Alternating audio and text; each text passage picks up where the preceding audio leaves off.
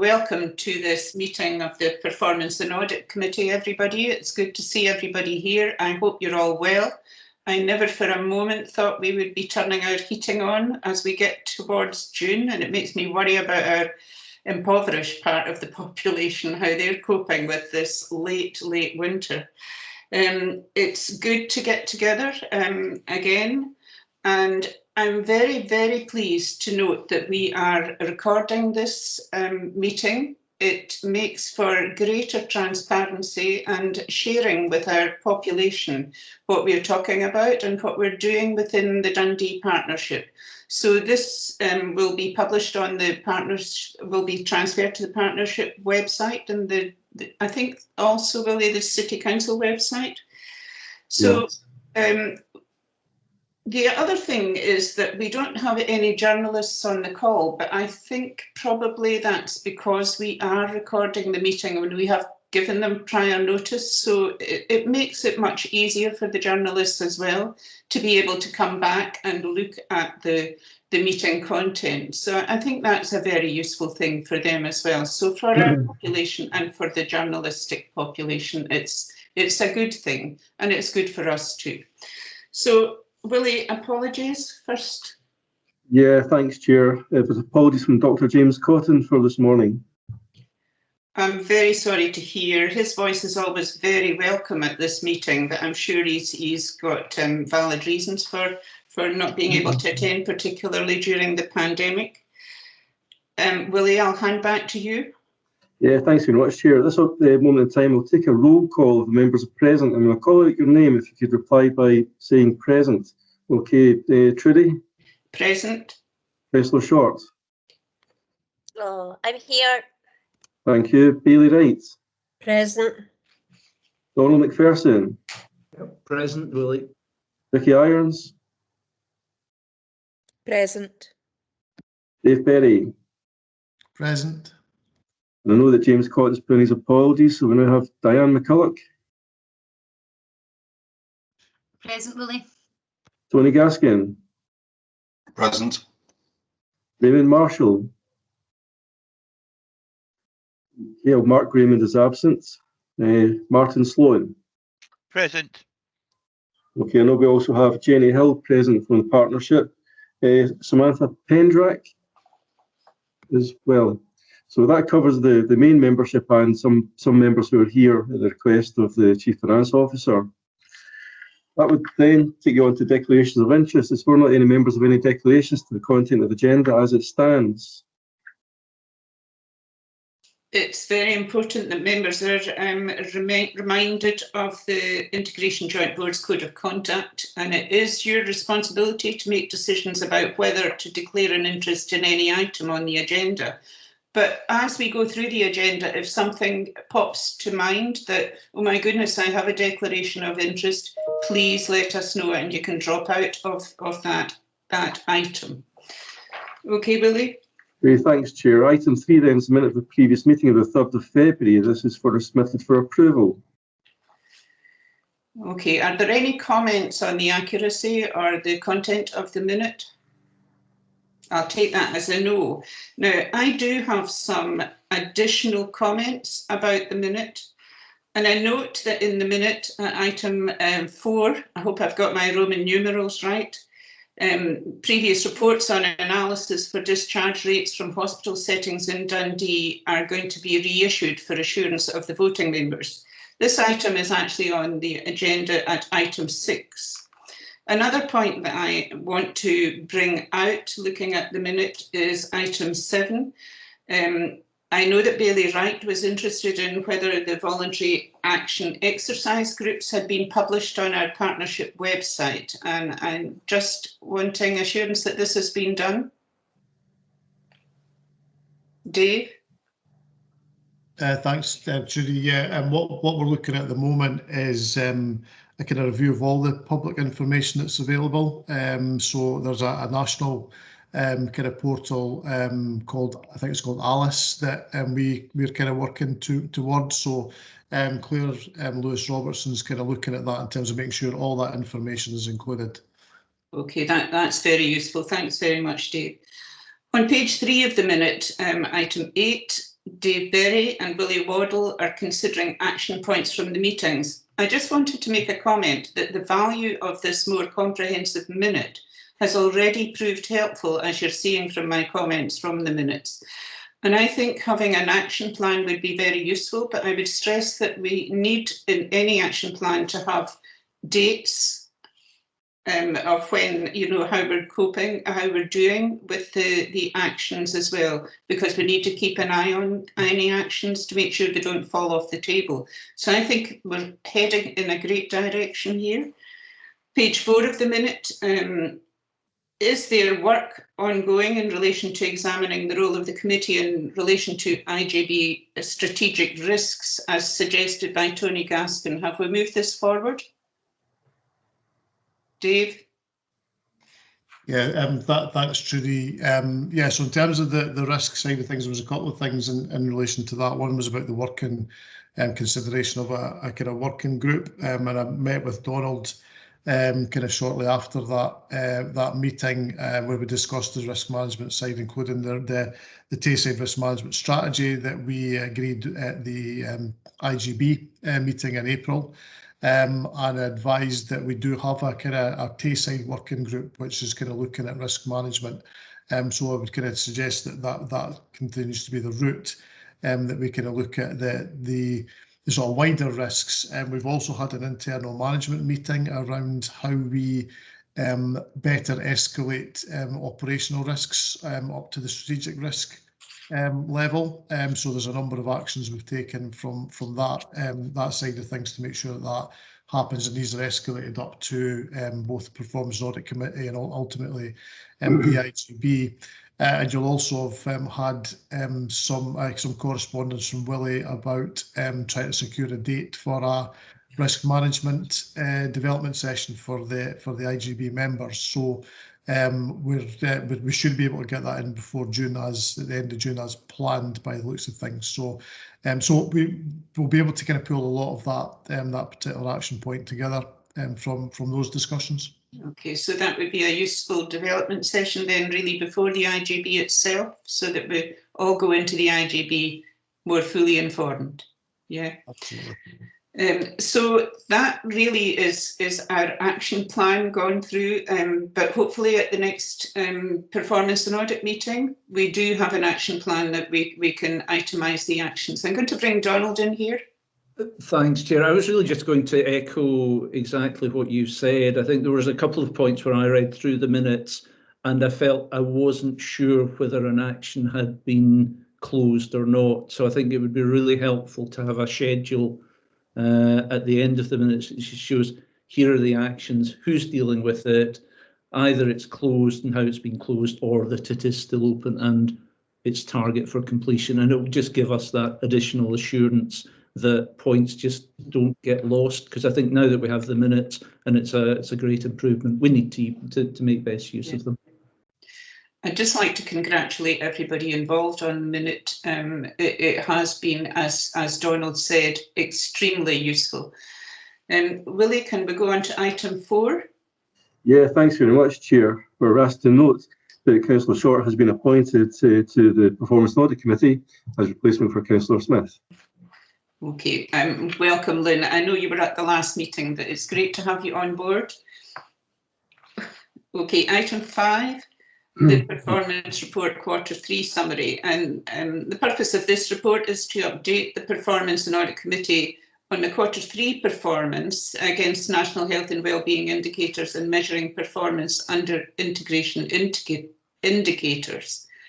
There's an awful lot of big words in there. Willie, do you want to make any comment? I believe that Catherine Sharp is going to be speaking to this item. Okay, Catherine. I just before we carry on, Lynn's got her hand up. You're on. No, that's just a question at the end of this when Catherine's done her thing. Okay, Lynn, thanks very much. Catherine, if you want to come in, it's great to see you. It's actually Lindsay. It's Lindsay's report, so Lindsay's going to do her thing and okay, Lindsay.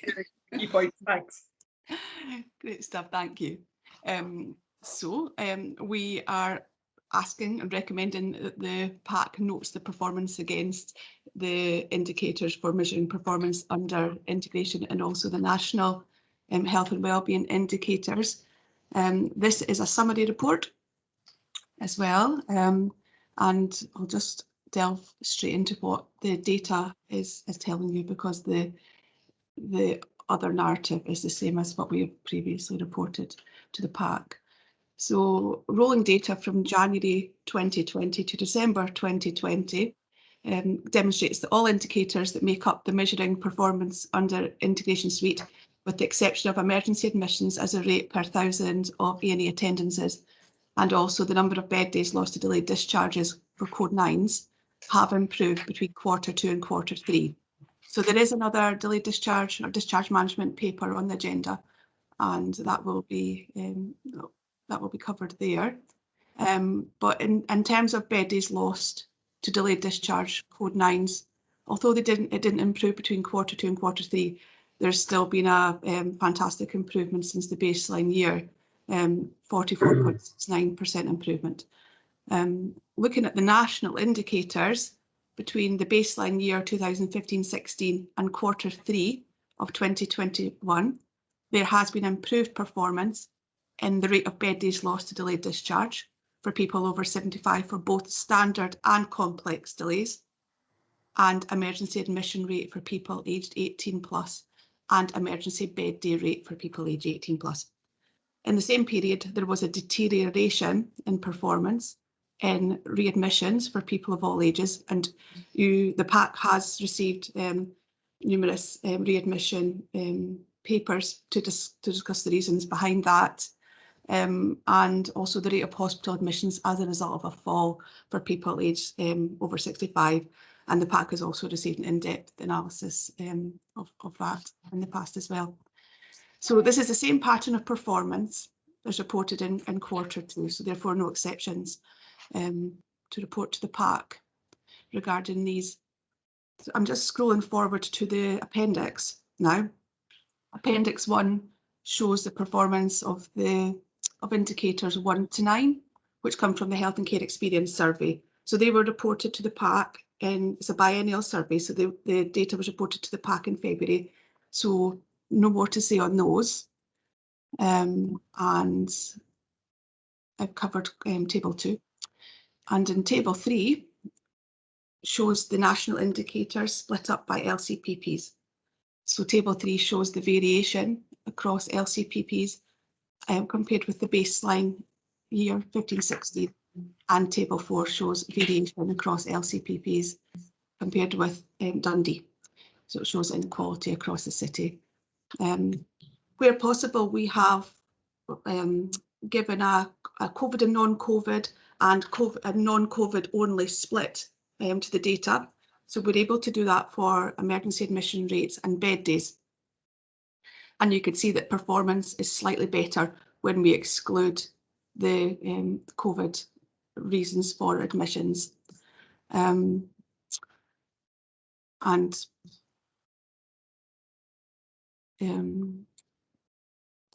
think that's probably all I needed to say on it. You can obviously see there's variation, especially when looking at table 4 across the LCPPs. There's very much a variation by deprivation level for a lot of indicators. Okay, thanks very much, Lindsay. It's a very comprehensive report.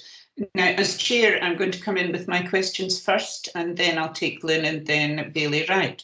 So on page 8, 4.4 of your paper, we're asked to note that we're currently unable to provide analysis for balance of care and end of life, as the data is not provided by Public Health Scotland. My question on this is then, how do we do this?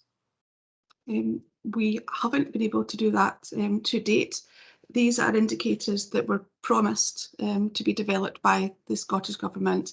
They were developed, they were introduced by them, and to date we haven't received any further information from them. So we're waiting for Scottish Government on that. Okay, thanks very much for that. At 4.6, as chair, I would like to get assurance that we're taking learning from COVID activity forward in the shifting in the balance of care and progressing the pace of transformation of healthcare from acute to the community. So we've done some fantastic stuff with COVID, and I just wonder if we're using that in our remobilisation of the service. Lindsay or Vicky? Jenny, do you want to come in on this? Yeah, I think that supports the existing direction of travel too, and very much so. I think what we've demonstrated throughout the pandemic is even more than we thought possible. We can deliver things to people where they are. So we're looking at that across a range of services, in particular services for older people and developing community teams. We're looking at our specialist palliative care models around building up the community model there, and looking at a range of other things around particularly neuro pathways and things like that. So absolutely, Trudy, we're seeing this as having demonstrated a direction of travel that we already supported, and moving forward from that and how we remobilise and not going back to the ways of doing that before. Okay, that's very reassuring. I noticed Tony's Gaskin has put his hand up. Are you wanting to come in on this point, Tony? If I could, Chair, Yeah. members, sorry, can you hear me? Yeah. Yes, I can. Members will be aware this is a topic I've mentioned in the past, both at the Health Board and indeed my RJB clients.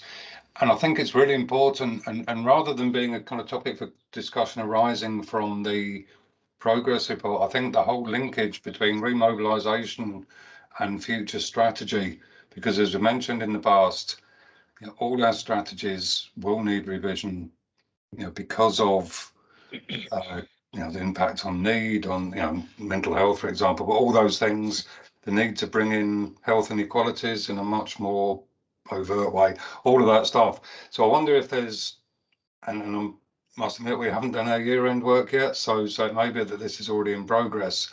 But I think in future, as the strategy is taken forward, that might be worth a separate paper to the board, if that hasn't already happened, about how all these things will tie together. Because one of the key things is learning from, you know, both the ability to do rapid change and how that impacts on a view of what might be achievable through transformation, but also how that learning will transfer into a revised strategic commissioning plan.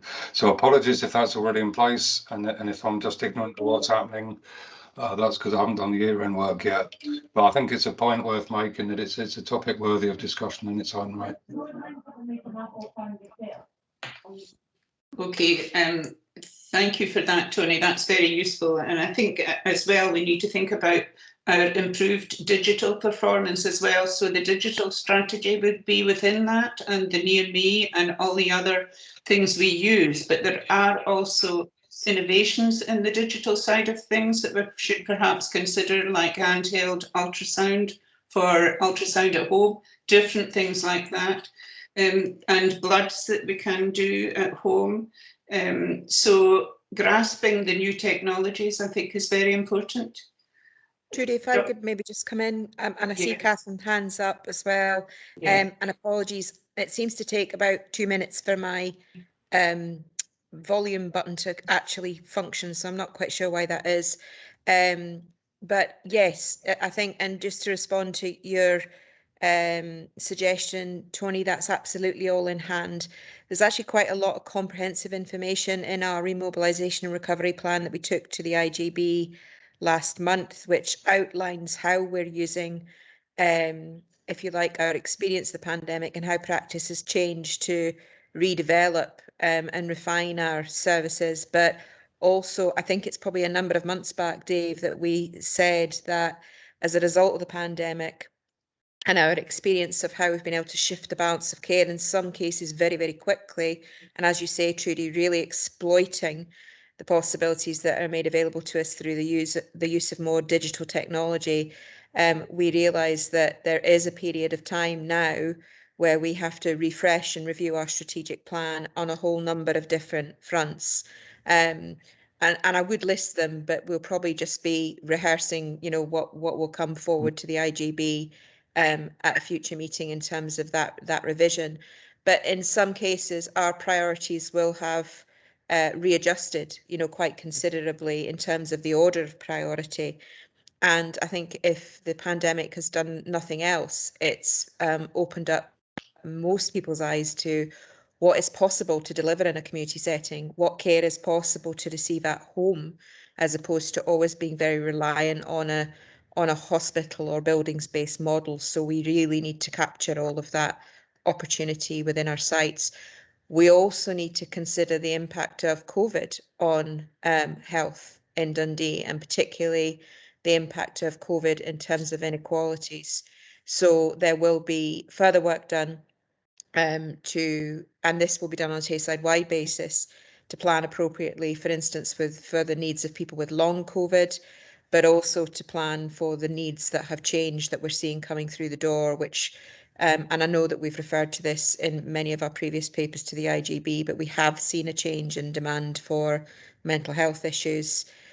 We have seen increasing frailty developing over the course of time.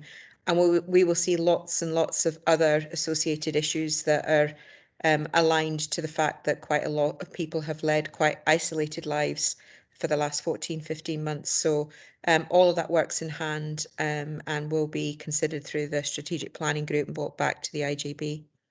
That's very reassuring, Vicky. I'm going to bring in Donald and then Jenny, and then I'll bring in Lynn and then Bailey Wright. So Donald. Thank you, Chair, and thank you, Lindsay. Again, this is always a useful report and gives us a good sense of where we are, both against other parts of Scotland and also within ourselves. And the section that I was drawn to was tables 3 and 4 in the appendix, and it's something that I've asked about, I think, at the previous meeting, where if you look at the patterns and if you look at what the picture tells you, North East ward seems to always stand out as punching above its weight. A greater level of green rating than red rating compared to those around it. And I'd just like to understand, what is there something that North East ward's doing differently that we can maybe learn from that experience and carry it across Dundee? Or, is there something else behind the way that the numbers come out in that? Jenny, do you want to respond to that?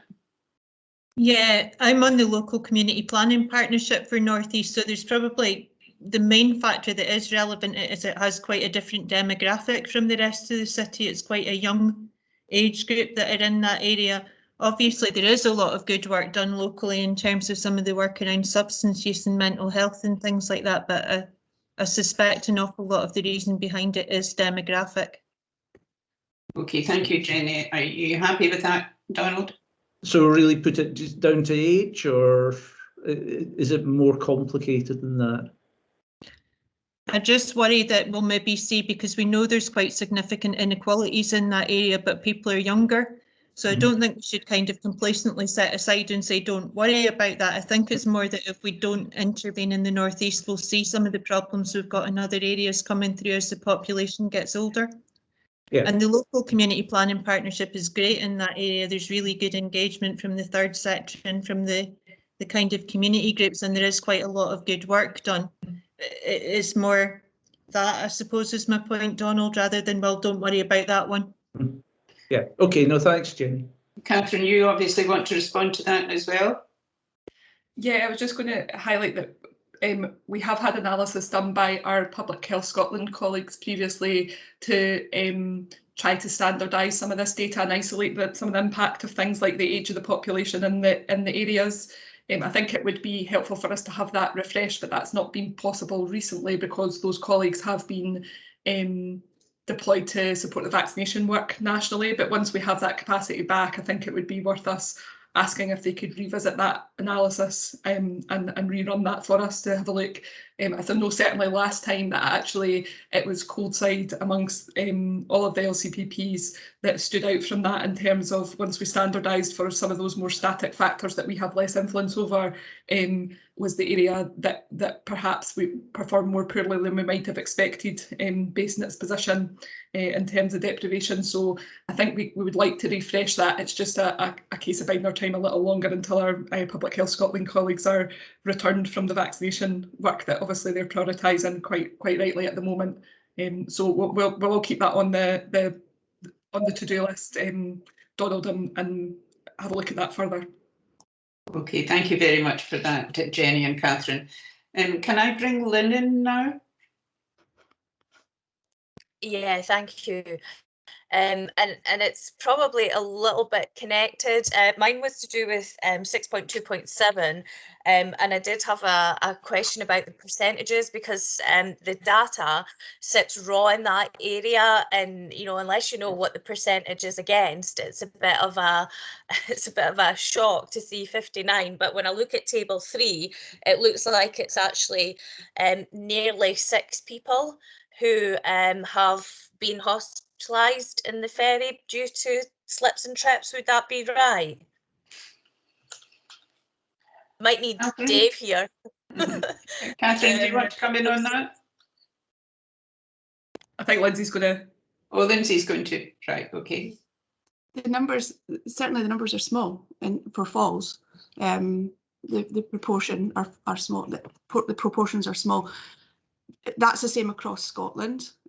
So what we're comparing in Scotland and Dundee is not dissimilar against each of the other partnerships. So the trends, there are room for improvements there. But absolutely, you're right to note that the numbers of falls are actually small. Okay. They're small, however, one fall is one fall too many, in the same way that one death is a death too many, and you don't know what that fall, when they're hospitalised, will lead to. Now, I know that myself and Bailey Wright have been involved in conversations out in the community with regards to trips and slips and the third sector and how they're approaching it. And a lot of the work that we do within the third sector can tend to be within the 6 wards, where we do see the high levels of multiple deprivation.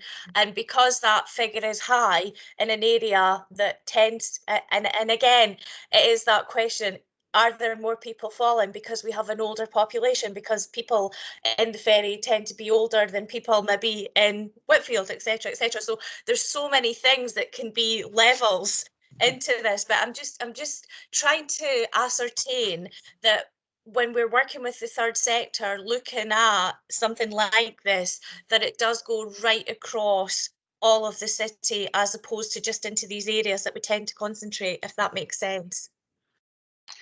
Okay, thanks, Lynn. Can I bring Matthew in to comment on that? Thanks, Trudy. I suppose just a bit of context around some of the falls and the figures. We've done quite a bit of work trying to see why the Dundee partnership is often the worst performing partnership across Scotland for falls. And what we've found is that a lot of the people, or a lot of the people that are reflected on these graphs do have falls, do go to 9 wells. But they don't have any procedure undertaken when they get there, and they stay in for a very small amount of time, less than 1 day. What we think is happening is that people are admitted into the short stay ward, which is attached to the emergency department. Now, in Dundee, that classes as an admission. In other health boards, it doesn't class as an admission. So in some ways, we're being penalised for providing a better quality of service, and we're making people safe, so that we don't have to return them home maybe late in the evening or overnight, and we keep them in and look after them and then return them home the following day, perhaps with AHP support or other support in place. So while I'm not saying that we don't have a problem with falls, and we're not looking at it very closely and doing a lot of work around it, I think the figures can be a little misleading at times. And of course, in the ferry, there is a high percentage of older people. So by keeping them in overnight and making them safe and giving them a drink, getting them rehydrated, things like that, we're potentially providing a higher quality of service as well. So it's just a bit of context around some of those figures.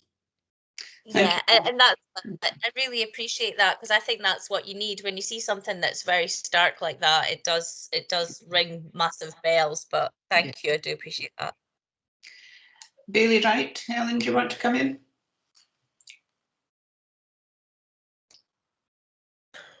I think you can hear me now. Yeah. Yeah, my question is on page 17, and it's a performance in community planning partnerships, the local community planning partnerships.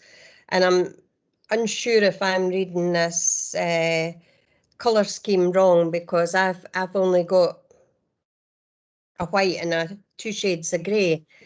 So I'm not quite sure what that is. But obviously, before we were concerned about Coldside, Lochee and East End as well as North East. But the Coldside one doesn't seem to have any improvement at all. And if I'm reading it right, it's declined or got worse, but it could just be the shading on my sheet of paper. So I know that there was plans to put some other things in place to try and improve, and in particular the Coldside area. So I was wondering what's happened with that. Has anything actually happened? Lindsay, do you want to? Oh, Catherine, you've put your hand up. Yeah, I was just going to say, in relation to the data, apologies, Bailey Wright, if it's difficult for you to read when it's printed in black and white, we can have a think about how we do that to make it easier for folks. I'm sure it won't just be you that has that problem, so make a note of that.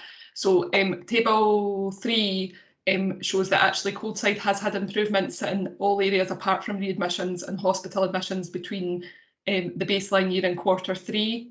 Table 4 that you're looking at shows whether that the position in Coldside is better or worse than the Dundee average position. So in that aspect, Coldside is poorer than the Dundee average in all areas, but it's probably important to note that there have been improvements in the indicators between the baseline year and now. So it's when we look at in comparison to the Dundee position overall, where Coldside is particularly, alongside Lochee and the East End, particularly affected by that. And you're right, we had plans to do some work with the community planning partnership around exploring what that information might mean in more detail. Obviously that was disrupted by COVID, and I think we'd like to do the piece of work that I referred to earlier in terms of getting some of the analysis that we had done around that refreshed before we take that into the community planning partnership. I know that Diane's also involved in that community planning partnership and have an interest, so it's useful that you both yourself and Diane are involved there and to be able to support us in terms of how we think about that. So we need to get the analysis updated and also do a bit of work on how we present that to a community planning partnership, because how we present it for this purpose is obviously slightly different from how we might present that to a community planning partnership and want to have conversations with communities. I do know from some of the early discussions there was some speculation that we'd want to discuss more with communities about some of the issues in Coldside perhaps being associated with the prevalence of kind of supported accommodation and other services in that area. And I think we would want to have a think as well about how we might reflect that or think about that in terms of controlling for that in the data that we have and isolating any impact of that. So so we are progressing more slowly than we would have hoped because of the COVID disruption, but it's very much still on the agenda, Bailey Wright, and obviously you'll be involved in that through the community planning partnership when we're able to take that forward a bit further. That's good to hear that, Catherine. My other concern was Coldside seems to have the highest readmission rate per 100 per 1,000, 161, which seems to be the highest in the whole of the city. Have we established why that's the case, or could it be what you've just said, the fact that there is a lot of sheltered housing in elderly areas? Jenny or Diane might want to comment on that as well. Obviously, the data we're reporting to you is the data that is produced in line with the national definitions, and as we've pointed out to the Performance and Audit Committee before, we know that there are issues around recording in that. So probably what I'd like to do, Bailey Wright, is to have through Lindsay, with Lindsay's support, make sure that we have a look at the data that is controlled for the recording issues and see if that looks any different in terms of the pattern and any issues that we might have around about that. If you wouldn't mind, if we could take that off table and we can get a little bit of further detail around that and come back to you, because when we control for the recording practices, that data might look a little bit different, and I would want to check that before I say anything in any more detail. But I can see that Jenny wants to come in as well. Yeah, Jenny? Yeah, not necessarily to answer the question, but I suppose what this tells us, because we know that within the areas you've mentioned, which are Lochie, East End and Coldside, we've got higher numbers of older people and a combination of deprivation, and that can be quite a tricky demographic. So I don't have the answer to what's causing it, but what I would say is that what we're able to do from that is look at those three areas and think, right, that's where we need to concentrate our efforts to try and tackle some of this. But as Catherine says, I think we need to maybe try and standardise some of the data and try and work out what factors are at play. That's helpful, Jenny. I mean, I did have a comment in my list of questions, which I've still got some to ask, about the readmission rates. And I wondered if people are maybe discharged too early, but I know that you'll be looking at that when you're revisiting the data. And I'm wondering whether a real focus on home first is what we need. I mean, I know that we do have a focus on home first, but maybe Diane, you want to come in on that one? No, there is a paper coming up next, Trudy, that will actually cover a lot of the discharge actions that are currently in place. I mean, and I don't want to kind of repeat what's already been said several times, but I do chair the Coldside LCPP, so we would be really keen to kind of look at the data that tells us. It can be 2 or 3 people that can skew data sometimes if you've got folk who are going in and out of hospital, you know, so there are a number of things to consider in terms of, is this something that is quite focused and targeted in terms of what the data shows us, or is there something that we need to kind of look at in terms of the makeup? So yeah, I think the paper, though, the information you're looking for, I think will come in the paper next, Judy. Yeah, that's good. And it is a known fact that the elderly, when we move them from their place of comfort, like their home, to a hospital, even for a short time, causes a marked deterioration in their condition and their illness. And it's hard to get that back to a normal point. So I have been at a conference, I'm just going to throw this into the pot, where ambulance technicians in, I think it was Lothian or Lanarkshire, have been trained up to assess patients as they arrive at the home and then call in the home first team rather than bring the patient to the hospital. And I'm just throwing that in as something that I've learned in the process of looking at all these things. Jenny, do you want to come in? It was just in relation to that. I think you're right. It is the most vulnerable time when an older person is going home. But having had a look at, we've been keeping it through the kind of medicine for the elderly, acute medicine for the elderly admission ward, looking at the readmissions, and that's maybe not our hotspot in terms of the people that are coming back in. Okay. So I think it's maybe about us taking the learning from what we've done in that environment and looking at where our hotspots are in other bits of the hospital and rolling the model out. Okay, it does strike me that in all we do, care provision has to be patient-centred, and you're obviously really focused on patient-centred care and how you provide that care, particularly for the elderly, but for our whole population. I think Martin would agree with me that it's very important that carers are involved in any discussions about that care. Because that's an important part of our delivery of care to the population. And also, I just wondered, for the benefit of those who are going to view this meeting online, could you maybe define what Code 9 delayed discharges are? And my last point was a difficult one. It seems very cumbersome that data capture in NHS Tayside on page 9, 5.3, and in Public Health Scotland it differs. Is there a possibility of working towards the same data capture as Public Health Scotland to provide us with validated data in all areas?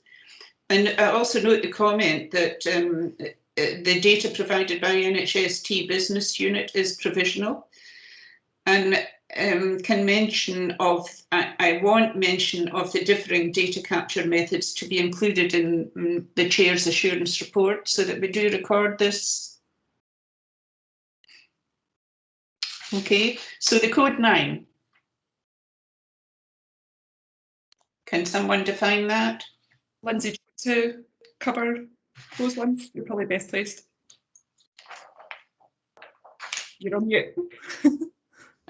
Sorry. I don't have the national definition in front of me, but code 9 are the complex delays as opposed to standard delays, but we can certainly make sure that's clearer in future reports to the pack. That would be very good, Lindsay. I know it was the difficulty for me understanding what all the codes were, so I'm sure for the rest of the population viewing this, it would be difficult to know what a code 9 was. So really defining what the codes are would be useful. So the recommendations, I think we're finished with, we've hammered this point to death. The recommendations are that we note the content of this summary report. We note the performance of Dundee Health and Social Care Partnership at both local and community planning partnership levels against the National Health and Wellbeing Indicators as summarised in Appendix 1. And we note the performance of Dundee Health and Social Care Partnership against the measuring performance under integration indicators as summarised in Appendix 1, Table 2. Are we happy to note as all these recommendations? I don't see anybody dissenting. Okay, Willie, can we go on to item 6? Yeah, thanks very much, Chair. I'd just like to take the opportunity to remind everyone that the meeting is being recorded as indicated, so a few members have joined since the start of the meeting. Okay, item 6 is discharge management performance update on complex and standard delays, and I believe that Jenny Hill is speaking to this item. Okay, Jenny, if you want to come in now. Okay, thank you. So as Willie said, we are providing an update in relation to our delayed discharge position. So we're asking you to do three things really, which is to note the position in terms of complex delays, note the position in terms of non-complex delays, and to note the improvement actions we're taking in relation to both of that. So I think we've probably raised before that through the period of COVID, we have had an issue around our code 9 position deteriorating. Complicated reasons behind that in relation to people being a little bit more reluctant to place their relatives in care homes where they maybe haven't been allowed to go in and visit, delays in the court process around guardianship, and obviously the MHO post not being in place for a while. We appear to be kind of getting over that hump and getting back on track in relation to our complex delays, which were predominantly in the over 75 age group. The social care position, and again, I think we've highlighted both of these points quite frequently. We are experiencing probably more difficulties in matching our social care provision to our social care need, but there's the two kind of relevant factors are the increase in frailty in relation to COVID in particular, but also just the success of what we've been trying to do in keeping people at home. And again, there's quite a detailed action plan that's in place around things like looking at eligibility criteria. And when I say that, it's really about making sure it's the right intervention at the right time for people. So a particular focus on looking at, you know, can this person be supported back to their previous or their best level of functioning through increasing our rehab model. And again, that development of locality teams and just it really, if I was to summarise the approach, it is making sure it's the right person at the right time in the right place for that individual. And the end result of that being a decrease in demand for social care because it's a better type of intervention for the person. That's very comforting, Jenny. My only comment would be, the comment I've written down here is about the mental health officer post. I wondered what kind of post this was. Is it nursing? Is it AHP? Is it an admin post?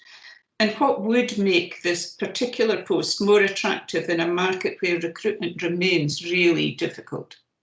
So mental health officers are social workers that have done a particular qualification, that's not even in English, but you know what I mean. They've done a mental health officer award and that allows them to undertake certain statutory functions on our behalf. I think the challenges of recruitment of MHOs is probably something that Diane might be better to speak to, because that sits in a context of that being generally quite difficult. But I know we're doing a lot of work around recruitment and getting more people qualified. Okay, so you're using advanced practice methods to try and grow your own. I'm hearing from that, which is a great way of going. Diane, do you want to come in on this? Yes, the issue around mental health officers is a national issue, Chair. So what you end up with is we report every year about where we stand in terms of MHOs. Dundee is not bad in terms of kind of the numbers that we have, so it's not a major issue for us, but there's an increase, as you can imagine, in regards to things like guardianships. And other kind of legal processes that we need to consider, and as the impact of things like mental health continue, then we need MHOs more and more in terms of our severe and enduring work. Jenny's quite right. We have a programme which we encourage our social workers to do the MHO qualification. We continue to look at that. We look at the terms and conditions of our MHOs to ensure that we're as attractive as we possibly can be within the resources that we have. The difference, I think, with this post is it's a specific post in a specific area, as opposed to a post that covers more general MHO work and works within the MHO team. So they have been reviewing how they might fill that post, but continuing to try to divert resources towards supporting that piece of work. Thanks very much, Diane. I mean, the advanced practice part is a very important one, and I know that some of the staff who are carrying out advanced practice now are not focusing just on social work and focusing on every kind of person, have to find the finances. I'm just wondering, you know, to do these courses. I'm just wondering if this is supported by social work to provide finance for this additional learning.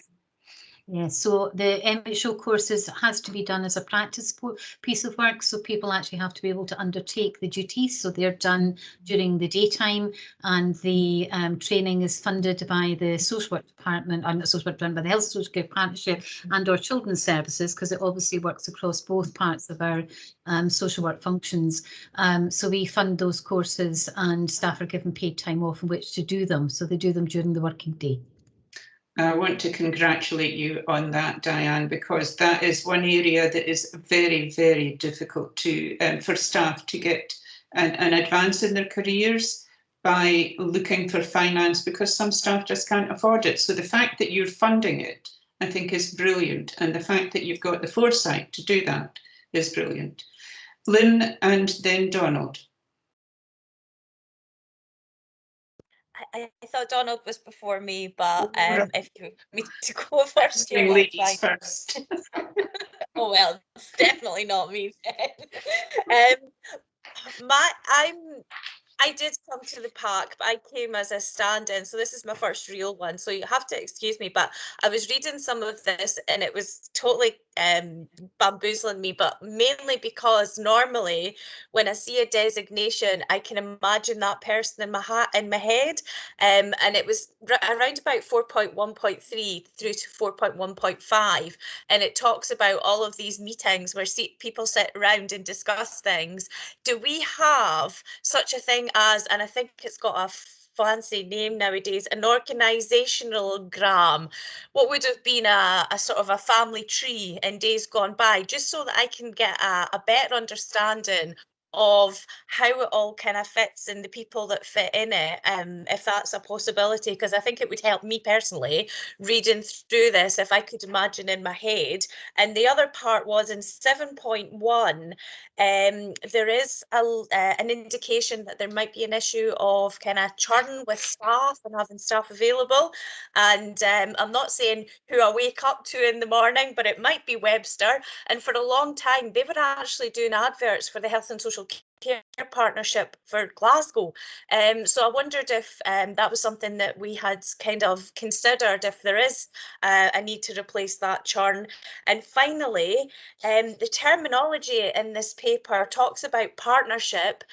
And again, this might just be my naivety, but are we talking about the partnership, so bringing in police, or is it the wider Health and Social Care Partnership? And so if you could maybe just clarify that for me, please. Okay, Diane. I can probably answer part of that question. Jenny may want to come in the other half.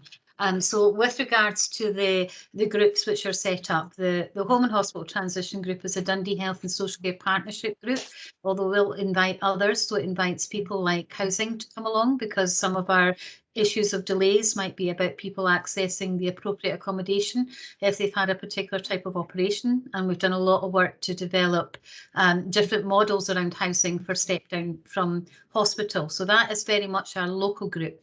It's been in existence, Councillor Short, for many, many, many years.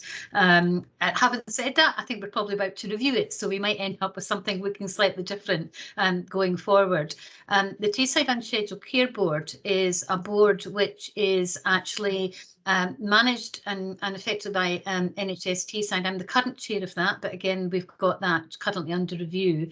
And that includes Dundee Health and Social Care Partnership, Perth Health and Social Care Partnership, Angus Health and Social Care Partnership, NHS Tayside, Scottish Ambulance Service, and a whole wide range of partners that may be involved in planning and working towards ensuring that the pathways in and out of hospital actually work as smoothly as they possibly can.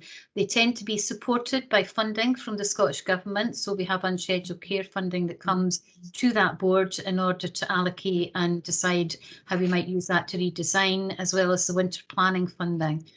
So a lot of what we do in terms of our planning is done at a Tayside level, but delivered at a Dundee level for ourselves, as well as across the piece. And so it'll look at everything from kind of unscheduled care, and it's expanded more these days to also start to consider some of the planned care work and how we might change some of that work in terms of people coming in to ensure again that the pathways coming in and out of hospital are as smooth and as efficient as possible.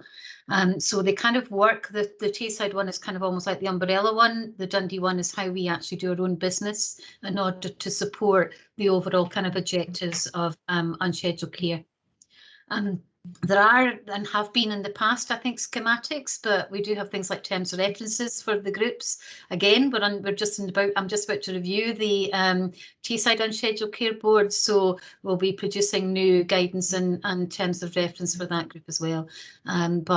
Yes, that's basically how it works together. I wasn't so clear about your question in terms of the staffing, but I know in terms of the work that we do in the hospital, we have an integrated discharge team, and Jenny can speak about that in terms of any staffing difficulties they might have. But that brings both the hospital coordinators and the social workers together to plan for people's support as they go through. Diane, can I suggest that perhaps Jenny just does a one-page document for Lynn, just outlining that wee bit about the staffing? It might make it easier for understanding. Would that suit you, Lynn? You're on mute. Sorry, 7.1 actually says a barrier to this is the increase in vacancy levels within both care management and community nursing teams. So to me, that sounded a death. That was like, oh, we've got a dearth of people available. Therefore, are we looking at encouraging people to come into a career which is within care management and community nursing? And having heard a Glasgow advert in Dundee, I wondered if that was something that had been considered. Sorry if I wasn't clear with regards to that question. Thanks, Lynn. Donald. Oh, sorry, Jenny, do you want to come in on that point just before Donald comes in?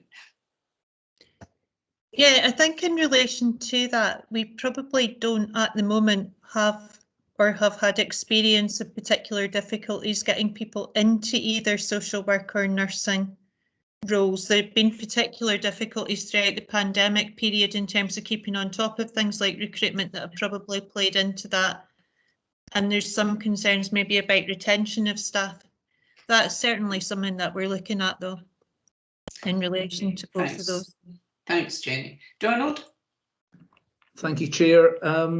Thank you also to Jenny and to anyone else who's involved in pulling this paper together. I mean, it's really helpful to be able to do a deeper dive into a question like this, and so I'm grateful to everyone who's taken the time to pull the report together. I think it's an important part of the way we work as a committee. My question, and it's one that may go into the stupid bucket, I'm quite prepared to accept.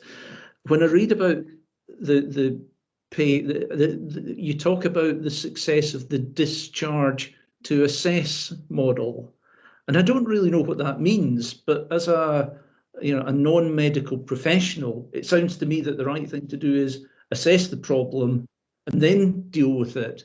Now, I suspect I'm not getting it, so maybe could you give me an explanation around why this is a good thing?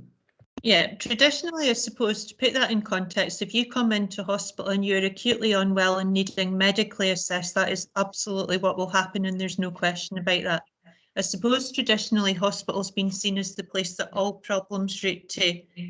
And ideally we would do an assess to admit model, which is what things like the ED hub and things are looking at. But at times people come into hospital where there's not an acute medical issue and you feel they could safely be at home to allow a comprehensive assessment in their own environment. But there is a level of, in some ways it's a bit of a buzz term, there is a level of assessments that's needed to establish that that's a safe thing to do, and that you're passing the problem over to a comprehensive support team to undertake that assessment at home. But absolutely, if you come in acutely unwell, it's a medical assessment and that will happen in hospital.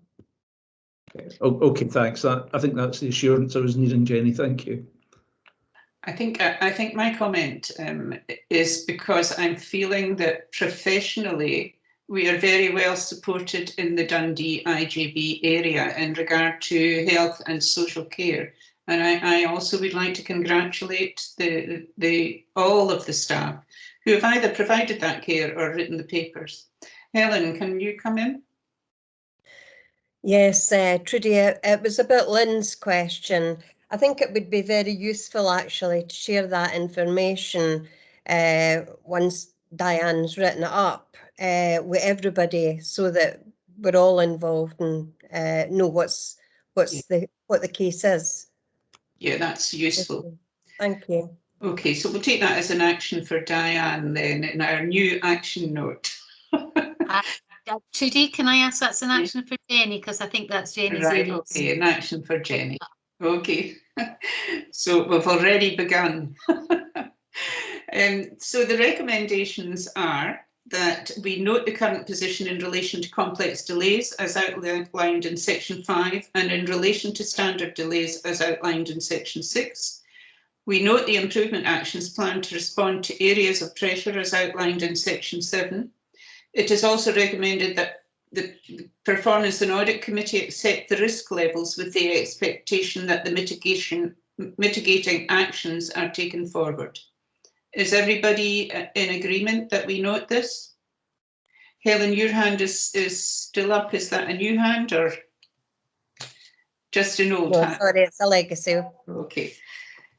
So we're happy to note that then. So Willie, item 7? Yeah, thanks, Chair. Item 7, Local Government Benchmarking Framework, and I believe that Catherine Sharp is speaking to this item. Okay, Catherine, do you want to come in? Yeah, I'll start off with this one, and Lindsay's going to take you through some of the data elements of it. So this is the annual report, so a number of PAC members will have seen this, recognise it from previous years in relation to the adult social care indicators that are part of the local government benchmarking framework. So the report does a couple of things. It reports on the data set from 2019-20, which is the one that the LGBF run by the Improvement Service have just published, and also looks at targets for the following year, which is 2020-21. I always find this confusing because we're not talking about the years we're actually in because of the time lag. But it also, I'm just going to start off with a bit of context around the background that's at the start of the report and relates to the recommendation at 2.4 around our participation in the local government benchmarking framework arrangements. So that is something that the partnership had historically agreed with Dundee City Council that we would continue to support participation in, because clearly that's a council-wide benchmarking framework and Dundee City Council choose to participate in that. Arrangements from the early days of integration were that we would continue to participate around adult social care. But I think it's become apparent over the last couple of years that there's quite a few challenges that relate to our participation in that. Obviously, there's issues around the data and the time lag associated with that. So we're about to set targets for a year that's actually finished and reporting on information which actually quite a significant proportion of you have already had reported to you through other quarterly annual performance reports. And that's become increasingly the case over recent years with the role of Public Health Scotland and improvements in the way that we can report data to you in a much more timely manner around quite a number of these indicators. So as the report describes, pre-pandemic, the Improvement Service had recognised that there was a real need to overhaul the adult social care data set that forms part of the LGBF arrangements. Not only to address issues around time lag, but also to recognise that actually the data, the suite of indicators itself isn't really fit for purpose anymore in relation to it reflecting a more modern approach to integrated service delivery, and also a traditional focus on cost-based measures rather than things that are perhaps around more focused on outcomes for people and what we're actually achieving through the delivery of services. So some temporary amendments were made primarily to include some indicators that you again already have reported to you in a shorter timescale around perceptions from the Health and Social Care Experience Survey. I know that the PAC members are well aware of the range of reporting requirements that we are required to participate on a statutory basis and the need for us to really carefully manage our finite resources to support that.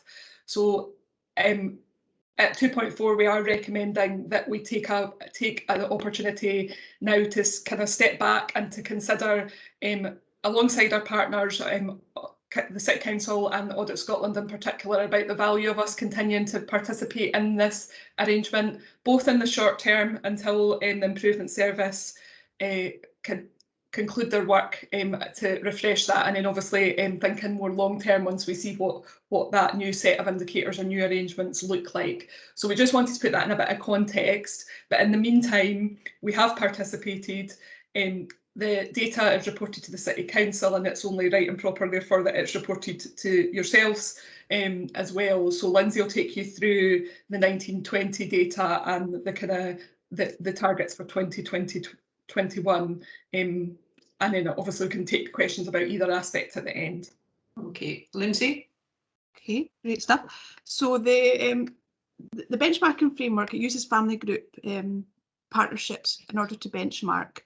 So Dundee is aligned with Glasgow City, North Ayrshire, Western Bartonshire, North Ayrshire, East Ayrshire, Inverclyde and Western Isles. And we are placed in that family group due to similar levels of deprivation and urban density. And I know you're all thinking about Western Isles. They've just been put there.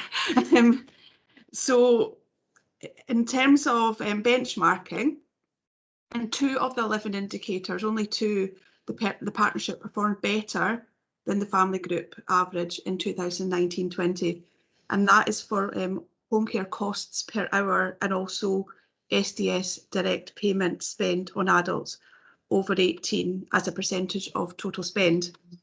In terms of how we performed against our targets, in November 2020, only 6 months ago, the PAC approved the targets for performance. In 2019-20, 1 indicator met the target, and again that's SDS direct payment spend. 2 exceeded the target, again home care costs and residential care costs, and 4 didn't meet the target at all. Of the 4 indicators that did not meet the target, 3 were within 1 ranking of the target, and that's personal care at home, readmissions and bed days lost to delayed discharge. And targets weren't set for 4 of the indicators, and those are the indicators that come from the biennial Health and Care Experience Survey, the perception indicators, although we have proposed targets going forward for these for 2021. So in terms of how we have proposed the targets to be set for 2020-2021, just turn the page. We looked at each of the indicators on an indicator by indicator basis, We always strive to be in the top half of our family group where possible. But we looked at the current ranking in the family group. We looked at the longitudinal trends, and we proposed targets which we thought were both challenging but achievable, given that we're already past the year that we're setting targets for, and we have a lot of the data, well, certainly management level data available already. Some of it we don't, to be fair. So in terms of what we're proposing for each indicator, home care costs, we're proposing that we maintain. Self-directed support, direct payments, we are proposing that we improve by 1 rank in the family group, improving from being 4th to 3rd. For percentage of people over 65s with long-term health care needs receiving personal care at home, we're looking to improve from the 8th, which is the bottom, to the 7th. We're looking to improve by 1 rank. For residential care costs per week, we're proposing to maintain. Readmissions, again, maintain, with the knowledge of the previous analysis on readmissions and the coding and data issue. Care service gradings, we're proposing to improve from being 6th in the family group to 4th, so improving by 2 ranks. Delayed discharges, we're proposing to improve by 1 rank from being 3rd to 2nd. And for each of the perception indicators from the Health and Care Experience Survey, which are currently in the bottom half, we're looking to improve each of these so that we are the 4th. We're in the sort of approximately the median point in the family group. So Lindsay, thank you for that. A lot of hard work then in the coming year for all of the teams, but I want to congratulate you on a well presented paper. Thank you very much. My only comment, reading the paper, I've gathered all the information, but in the adult social care and care home part, we're in a situation now where, with the performance of our staff groups in all areas, I think there's a bigger recognition of how important these staff are within our population. And with that has come a bigger volunteer army in support of that. And I wondered if we had ever thought about bringing volunteers from our volunteer army into the care homes, including those that are contracted out to us from the private sector, to encourage activity and mental stimulation by supporting exercise and other activities. And it perhaps would reduce the deteriorating picture mentioned in this paper and other papers where the elderly frail are less able to take part in activities, which in itself creates further deterioration. So just a suggestion that, if you were able to look at the volunteer army and aligning a volunteer to a care home might be useful. Jenny? Yeah, this has obviously gone on hold a little bit throughout the COVID pandemic because we've not been able to have non-essential people in. But prior to that, there was a big bit of work undertaken with DVVA because we'd recognised that we had particular issues in care homes around isolation. So we did a lot of work at that time to support volunteering in care homes. And as we remobilise, that'll be something that's absolutely critical to get back in. The other thing I just wanted to quickly highlight, and the man's just popped up on my screen as I was about to mention it, is we're looking at how the AHP workforce can support in care homes around activity provision and things. And Matthew, I don't know if you heard me starting to say that, but no, maybe not. So that's another bit of work to support activity provision and how care homes do that as part of our broader picture about how we support care homes. Okay, that's comforting that that's in your remobilisation plan. I'm not sure whether Donald or Lynn were first. I'm going to rely on your honesty. Who was first? Well, I'm going to let Lynn go first, in case she wants to follow on from the last point, because mine is completely different. And again, I'm really sorry, and this is me trying to begin to understand all these various things. There's in table 1, and I see red as being a bad thing. Proportion of care services graded good or better in care inspectorate inspections. So there's very much a red there. Then I go down onto page 32 and read the narrative, and it talks about 100% of those in the partnership were good, very good, or excellent. And so is it become red because of that 77? And is the 77%, does that mean a care home that's provided by a private company, individual? Is that what that's saying, please? I think Catherine and Diane are wanting to come back on that one, Lynn. So the indicator takes all services that are inspected. So the red one, the 77, is about all inspected services, regardless of who provides them. Whereas the narrative, when we're referring to internal services, so 100% of the services that we internally provide through the partnership are rated as good or better. So yes, that obviously indicates that the issue around quality gradings from the inspectorate sits not with our internal services but with external services, and that's obviously made up of commissioned services that we commission and services that we do not commission, and actually we are doing a bit of further work on that at the moment, so there will be a further paper to the Performance and Audit Committee. You will get there's an annual report that comes to this committee about care inspectorate gradings for services, but we're doing some additional analysis this time because this indicator in slightly different formats comes up in a number of places, and it is something that the members of the committee have shown an interest in, and obviously we are keen to understand as officers as well about that change in that grading over the last year or so. That'll be tricky because obviously inspection activity has been curtailed quite significantly over the last year. So we're trying to have a little look at that. So at the point that we bring the annual inspection grading report, if not at the same time, very soon after, we hope to report anything that's come from that further deeper dive around exactly what that issue is and where those quality kind of indicators are sitting, that we might have any concerns on what we're doing in response to that. Thank you, Catherine. Don, I see Diane's hand came down. I think Catherine's probably answered fully what Lynn needed. Donald, do you want to come in? Yeah, thanks. I mean, I'm sorry, Chair, but I really just struggle with the whole principle of this exercise. I mean, data is only useful if it drives action. And we're looking here at stuff that is, well, firstly, it's historic. And secondly, there are discrepancies. And I think the readmissions point is a great example where we're just measuring things completely differently to others. So we can't really draw meaningful comparisons.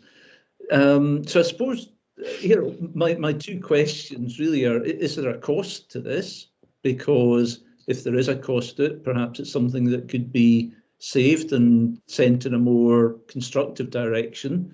But secondly, I'm a great supporter of benchmarking. I think it's something that's really important that we do. Is there some other way, if we didn't do this, is there another way that we could get a good sense of how well we're doing against others who are dealing with the same situations and the same challenges? Catherine, do you want to respond? Yeah, so your comments are absolutely reflected in that recommendation at 2.4 that we, for the reasons that you've outlined and the reasons that I kind of summarised in brief earlier as well. There is no direct cost to us. We don't hate to be part of the benchmarking framework arrangements or anything like that, but clearly there's an opportunity cost. So the time that Lindsay and others spend, that a whole range of operational colleagues obviously help with the narrative around this. If it's not used for this, it could be used for something else. And just to emphasise that absolutely, this is not about taking a step back and looking at this is not about an objection to benchmarking in and of itself. And obviously we do that through the annual report, quarterly reports, we do it in other analytical reports, and we do have other mechanisms that allow us to do that. So as I said at the start, a number of the indicators in here, we can give you benchmarked information from that we get from Public Health Scotland with a much shorter time lag attached to it, and we do that anyway alongside this. So just, you know, to acknowledge absolutely the value of benchmarking, but that recommendation at 2.4, I suppose, is just exactly that, you know, responding to the points that you're making, Donald. Yeah, that sounds like we're on the same page, Catherine. Thank you. Okay, so I'm not seeing any other hands at the moment. So as a committee, we're asked to note the performance detailed in this report and in Appendix 1.2.2, approve the proposed targets for future ranks set out in Table 1, Appendix 1, and described in Sections 4.6.2.3. Note the LGBF performance information will be published on the Dundee City Council website, and instruct the Chief Officer to work with partners, including Dundee City Council and Audit Scotland, to consider the value of health and social care partnerships' continued aspiration in the LGBF arrangements for adult social care. So, any dissenters? Are you all happy to note? So we'll take that as a given. Thank you, Lindsay, for your work on this paper, and Catherine. Item 8, Willie? Yeah, thanks, Chair. Item 8, Dundee Health and Social Care Partnership Clinical Care and Professional Governance Assurance Report. And I believe that Matthew Kendall is speaking to this item. Okay, Matthew, do you want to come in? Yeah, thank you, Chair. So the report's been produced. You've had a couple of these, so it follows a similar format. So I'll just go through and draw out some of the key areas, and then I'll sit back and ask people to sort of ask their questions on there. I'm going to jump straight down to section 4.3, which is our risk section, and really just to sort of outline that our Integrated Substance Misuse Service, which has now, of course, been renamed Dundee Drug and Alcohol Recovery Service, continues to have 4 of our top 5 risks across the partnership. The numbers on the chart haven't changed from last time. We do continue to have real challenges in this area, but there is a huge amount of work going on behind the scenes, and we've got people that operationally manage the service around the table who may want to speak to that when we open up for questions. Bringing additional staff, nursing staff, medical staff to support this, limiting access into the service to try and support the team as much as we possibly can. Have all them sort of put into place. Also worked with GPs to try and identify GPs with special interest so that they can support some of the work of this team. So there's a lot of work going on behind the scenes to try and support this team. The team, I have to say, continue to do a fantastic job in very challenging circumstances, and we'd like to pay tribute to them. But it does remain an area of concern for us, but all the work at the moment is being progressed with that. Nursing is the other sort of top 5 risk. The workforce relates specifically to the medicine for the elderly wards, but across a number of teams, particularly community nursing, which has already been mentioned in a previous report, and in Dundee Drug and Alcohol Recovery Service, is a challenge. The pyramid model, which is down at section 4.3.2.1, really is just an outline, or we've tried to produce this just to give an overview, an outline of how our governance structures sit together.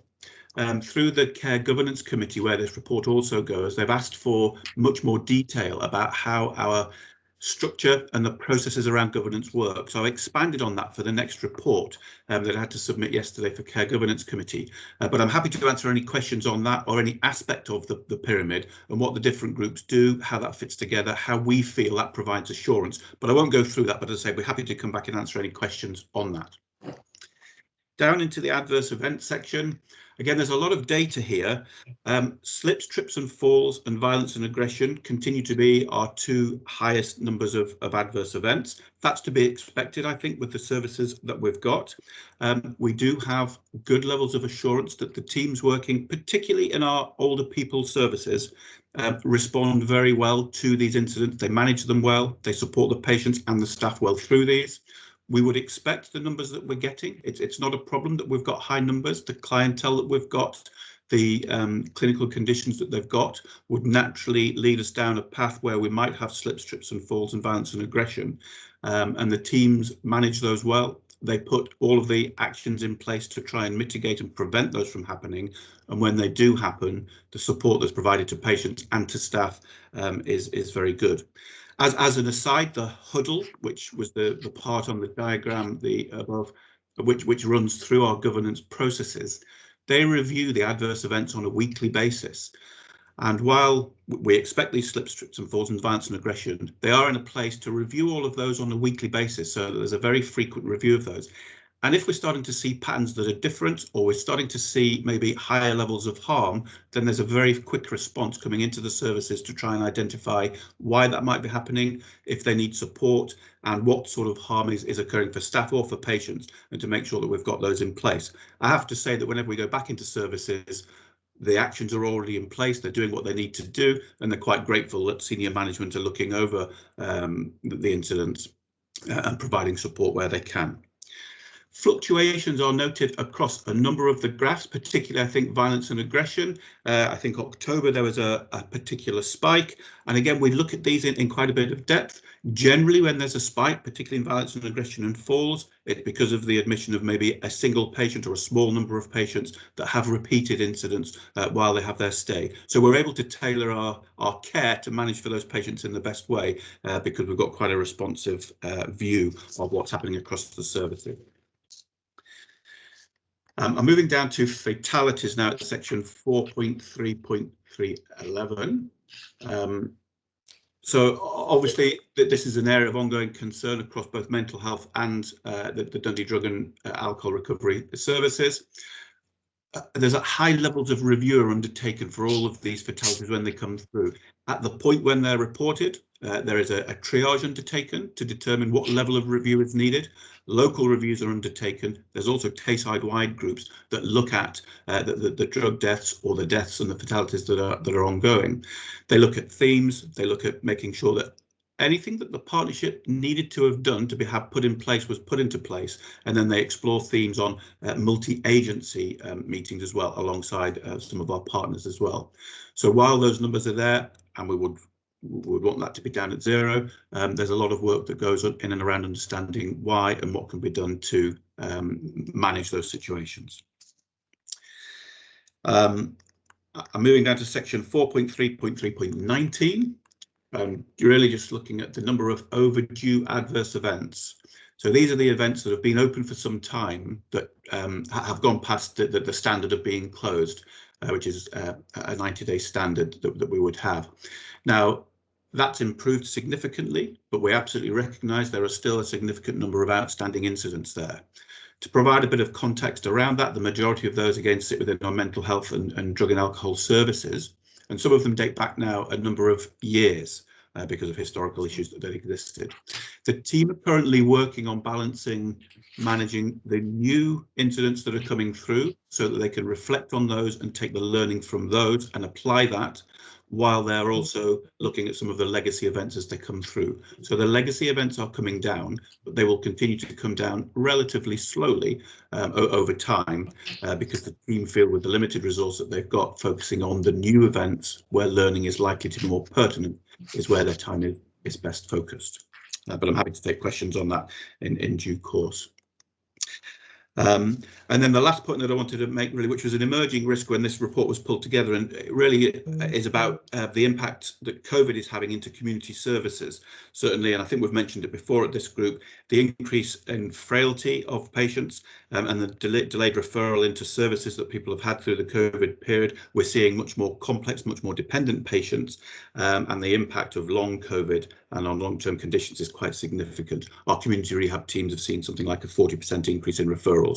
So through the remobilisation plan, steps have absolutely been taken to look to address that, but we're certainly noticing that the community teams are seeing quite a significant challenge for them at this point in time. So we've provided a level of assurance that we felt was moderate for this report and for the governance structures that we have across the partnership. As I say, in our next report, we've been asked to provide a lot more information around the structures and the processes to help the Care Governance Committee. That report will also come here to the Performance and Audit Committee to understand maybe in a little bit more detail what we do and how we do it and who's involved and how we feel that assurance is provided. But I'm happy to answer questions on that today if the group wish. So I'll pause there for questions. Okay, thank you very much, Matthew, for an excellent report. The Dundee Drug and Alcohol Recovery Service, I'm very pleased that the name has been changed, because the focus, as we all have wanted, is to be on recovery and support, and I commend them for changing the name from ISMS. I'd also commend the staff who have adapted to the needs of their patients during COVID and been able to offer, continue to offer person-centred care. But the person-centred care, I hope, extends also to the families of those struggling with addiction, because I think that's very important that we also support the families in this. My question on 4.3.1.6 is, are GPs considering prescribing to support the drug and alcohol recovery group? I believe, I'm not sure if this is still the case, but I believe that only 2 practices offer this service, which could perhaps, if it was extended, eliminate the need for an appointment system and reduce the need for those affected having to go to other means of getting their drugs. Diane? Thank you, Chair. There is a pilot going on at this point in time within primary care services to look at what a shared care model might be between GPs and the substance use services, so that we can think about how GPs might take over both the support and prescribing of people who are stable in terms of the recovery journey. So that work has been funded. It's going to be starting probably more around the Lochie area, and we're working with the particular GP about to come into post in order to take up that role. You're right to say that there are some GPs who historically have carried out that and have an agreement in terms of a service level agreement actually to undertake that work. David Shaw is the medical director for our area, associate medical director for our area, is going to be doing some work to look at the service level agreement, to review that, to see whether or not we can make that a bit more fit for purpose. And there will be ongoing discussions with primary care around this. But at this point, we're doing a test of change to see what a good model of shared care with primary care would look like.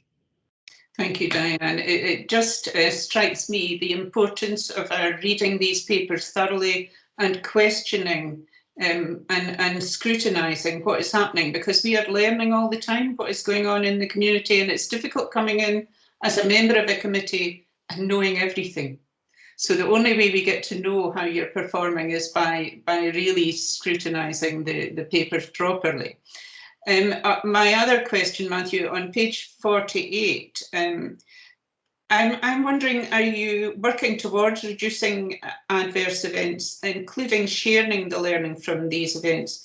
I know also that the events have an impact on the person involved, their family, but also your staff group. In 4.3.3.14, the adverse events and data management are concerning. And my question really is all about how do you monitor learning and also proficiency in inputting the data? Because there has been a concern within other committees that I'm on that data input varies across the piece, and sometimes staff don't really understand how to put the data in properly. I also really am impressed with the method of taking each adverse event, its learning and management, and applying levels of assurance individually. I appreciate the level of distress and the sense of loss each family will have in each of the noted events in 4.3.8.2. And as a committee, I think we need to offer our sadness at the loss that each family has experienced in these events. And also my last point, having been to a chair and vice chair IJB meeting, there was a lot of discussion around the EQIA, the Equality Impact Assessments, which hasn't been done on many of the papers here, but in this particular paper, much of the data will have had an effect on the carers of those mentioned within the data. So carers are protected under the Equalities Act, although they don't have a protected characteristic, because of the nature of the people they are caring for, those in the disabled group or those who are of a protected characteristic. They do have rights under the Equality Act. So I think that perhaps we should be looking at an EQIA in papers such as this. Judy, can I come in here? Yeah, Diane? Yeah, so I think it would be quite good to take some advice around that in terms of what we should be doing in terms of EQIAs. You're absolutely correct around carers, and we use the Dundee City Council process for EQIAs, which actually has carers as a section under our fairness and poverty, I think it is, section. I might not have got that quite right. I'm doing it off the top of my head. So there is an opportunity to do it. I think though, when we look at EQIAs, we quite often asked to explain the purpose of the papers and whether or not it's recommending a policy change, if it's looking at any kind of changes to practice, etc., and whether or not you need to take that into account to make a decision. So I think it would be quite good to get some advice as to whether or not our current processes actually meet this kind of paper, so that we're really clear about what it is that we're doing and why we're doing it. So I think if we can maybe take some advice out with that, might give us a steer as to whether we would need to do an EQIA for this paper. I think your point though, in regards to how we reflect the impact of some of these actions in a way that actually takes into account the people who are affected by some of the things that we're highlighting might be something we would want to strengthen in our reports, because it's a report written for a particular purpose, and perhaps maybe we need to be thinking about how we slightly amend that to address some of the issues you might be raising. Okay, Diane, do you want to take this as an action on our new action point? I think. Or do you want to just take it out with this? I think I think in terms of just the function of the meeting, so I think if Dave and I perhaps have a conversation with our legal services, and that rather than just look at this one paper, that would give us a better understanding about all our data papers as to whether or not we need to do that. Okay, I'm very comfortable with that. Matthew? Just in relation to the comments made then about learning and data input, certainly with regard to the data input, part of the huddles process would be to review the data that have gone through, and if there is guidance, teaching, education needed, then we would go back to the individuals that have put those in, and we would provide support to them. So that is monitored with every data that comes through. Learning's encouraged at all of the different forums, so the primary governance groups and R2, but the higher up we go with those, I suppose the focus does become more on exception. The governance forum, which is the bottom part of the pyramid, very much we've developed that to be an educational component where service managers and governance leads will come together and share good practice, but also challenges, but also we have themes running through that group where we maybe would have a focus on complaints or adverse events or whatever that might be, and we would use that as a forum for sharing the learning as widely as we can. But I take the point that maybe coming through to these papers, it would be useful to try and include some of that data as well. Okay, Matthew, that's good. But what is also useful within your learning forum is the adverse event impact on the staff who are dealing with that as well. But I'm comfortable that the Health and Social Care Partnership do have a very grounded and very well-run wellbeing service that staff can access, because there is always an impact on each individual member who's dealing with that adverse event. So as long as the staff are protected as well. Sorry. Oh, sorry. No, just to say onto that, yeah, again, part of the huddles process that we would do there would be, again, to identify, because often we'll get an adverse event that'll say this happened, and then we'll review that maybe within a day or two. So we will follow up to find out what was the outcome for the patient and carers and other people around them, but also how's the member of staff with that? And in our psychiatry of old age services, where they have it's fairly low level, but it's constant violence and aggression incidents coming through, we regularly go back and check in with those services via their management team to check that they've got the support in place. And I have to report that whenever we ask, they do have that in place and people are well supported throughout. Okay, thank you very much, Matthew. Lynn?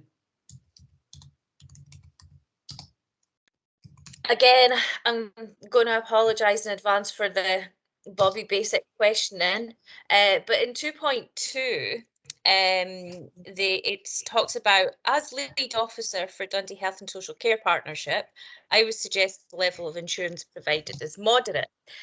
Now, I have no idea what moderate means. Can you provide what the is moderate beige? We just don't have to worry about it. What is the scale? Where does the scale sit? And the other thing is, I'm confused because I think this was written by Matthew Kendall as a report, but it's written in the person of the lead health and social care person. And Matthew, I'm thinking that's not you. Maybe I could come in here, Trudy, would that be okay? Yeah, that's fine. So just again, Councillor Short, I think there is maybe just a bit of background that we can give you, off the table in terms of the approach. So the person who chairs the Clinical Care and Professional Governance Committee for the Health and Social Care Partnership is David Shaw, who is the Associate Medical Director for Dundee Health and Social Care Partnership. So it's his assurance, but Matthew is the lead officer with the portfolio for clinical care and professional governance. So he writes the reports in terms of the information that is coming. Dr. Shaw's not able to come to the meeting today, so Matthew and myself are covering the questions which may come up and are co-authors of the report. Okay, thank you. Right, okay. So will somebody also supply the kind of the levels of risk? Is that the levels of assurance, please? Absolutely. It's on page 65, and my apologies. You're absolutely right. We probably should make sure that that's referenced at the top of the document as well. So the levels of assurance from comprehensive to no assurance are there with system adequacy and the controls in place. So that is there for reference, but my apologies, it probably needs to be at the top of the paper as well to outline that. Yeah, it's me that should be apologising because this is all new to me and it's all very technical and outside my, but I always work on the premise that hopefully everybody should be able to pick these up and understand what we're doing, and I should be able to take these back to the others within my group to explain what we've done today in the same way that Billy Wright presumably does it as well. So we can't communicate back if we don't understand what we're communicating. That was my only point. Yeah. Okay, thanks, Lynn. Donald? Thank you, Chair. Yeah, thank you. I always find this quite an interesting and helpful report. I think the section where I hit the wall a little was in 4.3.8.7, which is around bed days lost. And there's quite a useful chart at the top, but then if you go over the page onto 65, it's broken down. But then the narrative to the side of the table sort of goes into statistician speak, non-random influences and crossing median enough times. And I'm wondering if Matthew or someone could give more of a context of what's the story behind the stats. So I'll try a little bit with this, Donald. I think through the Care Governance Committee, we've been asked to provide a lot more information in and around mental health services. So the team pulled together some data around that, around sort of admissions, access to service once they'd left. And actually, we included that within this report for discussion. But I think in hindsight, the strength of this information probably is stronger when it's compared across the partnership areas rather than as a run chart as it is sort of within there. I think it needs to be reviewed further and possibly will change in further iterations of this report. So I agree that it probably as a standalone set of data doesn't provide us with this sort of assurance that we seek to provide in this paper. Yeah, that's helpful, Matthew. I think it's worth another look because there's probably something useful behind there. Thanks. Okay, I'm bringing Martin now. Thanks, Chair. Just a very brief thing about the equality statements that was mentioned earlier. There's been some work done from the carer side in terms of this, in terms of making sure that this is embedded across across the whole of the integration authorities across Scotland, because we feel it's an important thing and something that has been picked up by a number of organisations outside of the care section specifically. The Equality Human Rights Commission is one that's been developing some work on this, and I know that there's been a subgroup of the Chief Executive group that's been looking into this. So I know that Vicky's no longer on the call, so it'll be interesting to see what's come out of that conversation. I know we've probably moved on from there, but just quickly make some info into that. Okay, thank you for that point, Martin. Bailey Wright. Yeah, I want to thank Matthew for this report. I thought it was a great report, more information than we've ever had before, and I think it's very useful for us to understand where you're coming from. But one of the questions that I was wanting to raise was as a result of what Lynn has been saying. Can I ask, normally it's the usual thing that officers do a members training, new members training, an induction. Has that actually happened? Because it sounds like it's not. And if it's not, perhaps maybe we could cover some of that information on our information days, because it's always useful for everybody to keep up to speed with what's new and anything that we're not sure of. So these questions could be asked sort of at another time. But has that induction happened? Dave? Thanks, Chair. Thanks for that, Bailey. Right, yeah, you're absolutely right. That we actually need to kind of get that in place. In fact, kind of myself and Tony had just been emailing kind of at the start of the meeting about the fact that there's probably a bit more sort of induction that needs to kind of take place. So we'll certainly kind of take that forward. It is one of the actions in our kind of our governance action plan as well. To kind of develop and implement an induction programme. So while we've had kind of with separate sort of development sessions, as you know, so the kind of the finance meetings and also the risk one, and I know that kind of Roger Many has kind of has also kind of led on things like standards and things like that as well. Given that we have got kind of a number of new members on the board, and obviously we'll be having a new NHS Tayside kind of board member joining us shortly, it's probably appropriate that we do get something in place as soon as we can on that. So so I'll pick that up with Willie and Roger as well. Yeah, I really think that this should be done sort of urgently, because it's obviously causing some members problems. And I think it's probably useful that we all take part in some shape or form, because sometimes you forget things and it's good to get a reminder of where we are on certain services. So I certainly would be up for that. And I think training is one of the most important things we can do to keep us all up to date with what's actually happening, not just here, but other places as well. But can I thank you, Matthew, for that report, because I thought that was very useful. Thank you. I would agree with Helen that a training session for everybody, a good committee is a well-informed committee, so I think it would be useful to have us all involved. And I disagree with Lynn that she's asking silly questions. She's asking questions that all of us have asked throughout our time on the committee. And asking questions is also a learning process. So Lynn, don't worry about it, ask away. The more questions you ask, the better informed you will be. And Matthew, thank you for a great paper. Tony, I see your hands up. Thanks, Chair. First of all, I'd agree this is a very good paper, and it raises, I think it's really brought in to highlight some very important points. I think that the big one for me is that it does a very good job of highlighting some big risks, particularly in relation to drugs.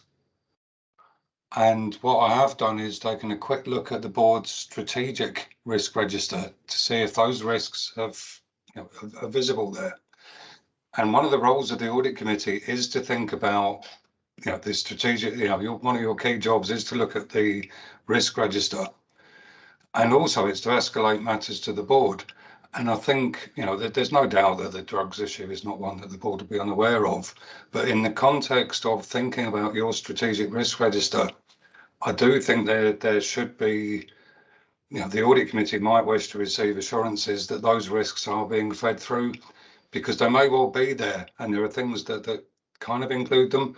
But I think, given the importance and the seriousness, and indeed some of the drugs ones have been around for quite a while, it might be worth making them really prominent in your risk register so that you as a committee receive assurances on those.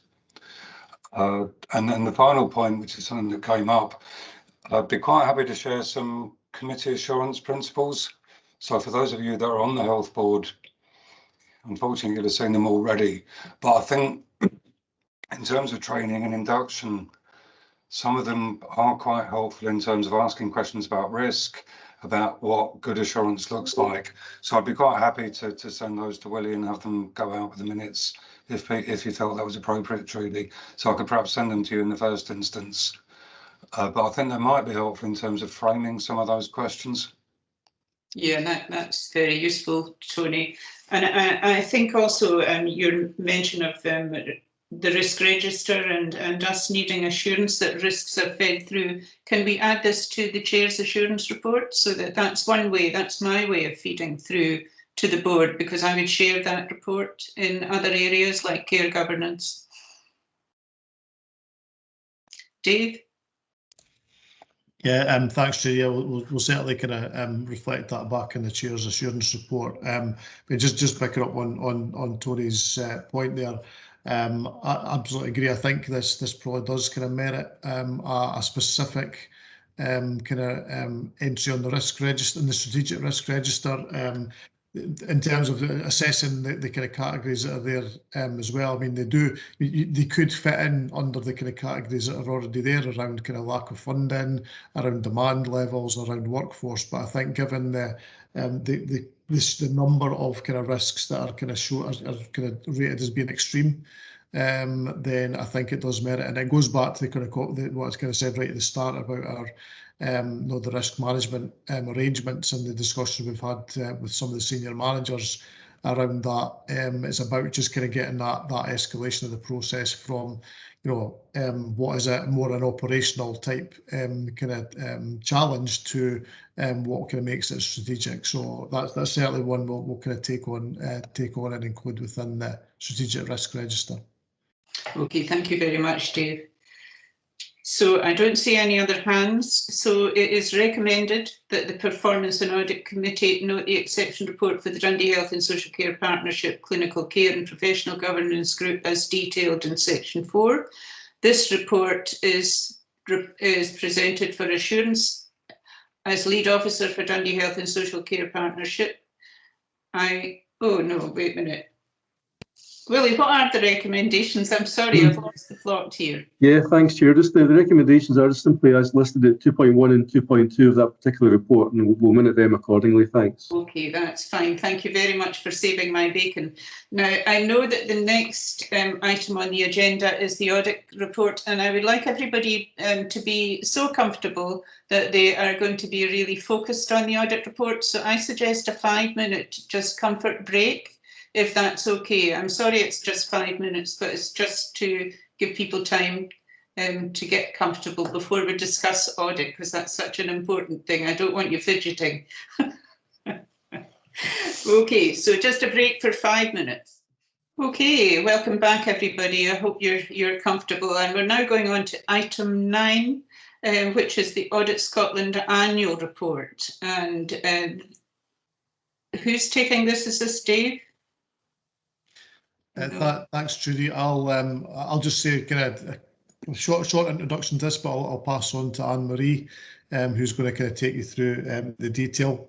So in terms of background, again, for those of you who haven't maybe kind of experienced this one before, so we have our annual kind of audit, external audit annual review. It falls around mainly the financial statements, but as you'll see from the report, it goes much wider than that. And I don't want to kind of steal Anne-Marie's thunder too much, but it really kind of encompasses Audit Scotland's kind of overview of our activities over the past 12 months, and also starts to kind of look at some of the sort of more future challenges that the IGB is likely to face as well. So as part of the annual accounts process, you see in the detail of the report itself, it has the sort of timetable on when you as members will expect to see with both the draft accounts and also the audit certificate, and also our kind of final accounts themselves, and some of the audited accounts as well. So I'll pass over to Anne-Marie in case I start to stray into her territory. So. Okay, Anne-Marie, welcome. Thank you. Just before I start in terms of the plan, just going back to the point we were talking about induction training, we would be happy to be involved in anything as well. But we've done that sort of thing in the past, so hopefully if we can get our calendars to align, that is, or even if we don't do it on the same day as everybody else, you know, how we can make it work. Yes, so just wanted thank you, Anne-Marie. That's make very that good. point. So yeah, in terms of Dave as the Chief Finance Officer's introduction, I think in terms of the report that he's prepared, it summarises quite well the content of our annual audit plan. So in terms of this document here, this is the plan in terms of the work that we want to do in terms of the 2021 audit.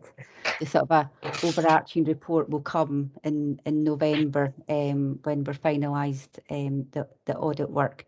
So in effect, the plan sets out the overview of the audit work that we need to do to allow us to provide the Integration Joint Board and the Controller of Audit the audit opinions on this year's audit.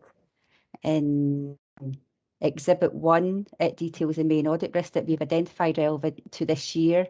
And one of the things I'd point out, we're talking about audit risk in terms of the work that we need to do to provide those opinions on how the audit of the IGB, as opposed to the IGB's own strategic risks, because they can be similar, but to all intents and purposes, they are different, because it's the audit risk, that's the work that we need to do to allow us to do the right level of work, to allow us to provide an appropriate audit opinion. And the risk for us is we don't do the right work and we might end up with the wrong opinion. So it's a very important part of our consideration of what we do. So that's the sort of a distinction, and hopefully that makes sense. So the risks are split into two categories: the financial statement risk, so that's about the actual annual accounts and the information that's in the annual accounts. So that's the financial statements in terms of the income and expenditure statement, the balance sheet, and all the narrative sections within the accounts as well, because there's separate audit opinions on those very important parts of the annual accounts as well. So the work is for the whole document. So that's why we make the distinction. The wider dimensions risks are the areas that are more a focus in terms of the Code of Audit Practice that Audit Scotland has in place. And those are the sort of key areas around financial sustainability, governance and transparency, financial management and value for money. So we think about the audit risks in terms of those areas as well, so that we're able to reach the appropriate conclusions in our annual audit reports when we get to the end of this sort of audit cycle. So if we just go to the risks in Exhibit 1, and we just have a look at the financial statements risks. So risk 1, the management overrider controls. Risk 2, the risk of material misstatement caused by fraud in expenditure. These are risks that you will see in just about every annual audit plan for an organisation. At this point in time, that we're not saying that we have seen evidence of these risks. It's just how we organise our work so that we are sceptical, and we design audit procedures so that we are mindful that these things could happen, and that so that we can undertake appropriate work. Risk 3 related to the acute hospital set aside. That's the risk that you will see that's common in IGB annual audit plans and the partner health boards. Part of the reason why it's there is because it's an estimate, and so in terms of audit work, we need to be mindful that we do the right level of work around whether the estimate has been based on appropriate information. So that's the focus for that work. If we sort of move on to the wider dimension risk areas, that you will see that there's financial sustainability, the improvement agenda, risk management. These are 3 risks that have been a carryover from previous years. Some of how its wording has changed ever so slightly because some of how the work that's gone on in terms of the IGB over recent years, but they're still important risks. We also have a new risk this year in terms of the pressures created by the pandemic. Again, how we've already kind of spoken about that earlier in today's meeting in terms of the strategic commissioning plan and how that might need to change because of how everything that's changed, I think, in terms of the IGB's delivery agenda. For the members of the committee that have seen an annual audit plan in the past, you'll see that there's actually fewer risks this year compared to previous plans. And in part that's because we've been able to see that there's been some positive developments in some areas. For example, best value. In previous plans, we've had the risk related to the primary care medical person. Now it's not in the plan this year because in previous meetings we had been updated that a new person had been identified.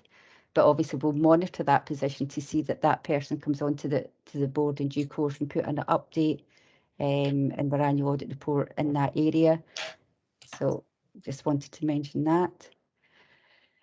One of the things to also mention that's important, before we actually start the financial statements audit, we will go back and look at our audit risks to make sure that we think that they are still relevant, whether they change in focus or whether we identify anything else. That's just part of the normal audit planning process, that we need to be alert to anything that may come about over the course of the audit cycle.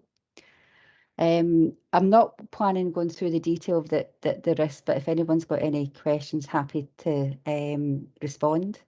So what I want to do now is I want to move over to the planned audit timetable, which is in Exhibit 4 of the annual audit plan. It's following a similar timeframe to that of last year's. Traditionally, what we would normally do in terms of an IGB audit, which is a local government body, is that we would get the draft accounts at the end of, or the unaudited accounts at the end of June, and we would work to have everything done and completed by the end of September, whereby we would have the audit done and the annual audit report prepared, and it would come to the committee at the end of September for them to consider and recommend approval.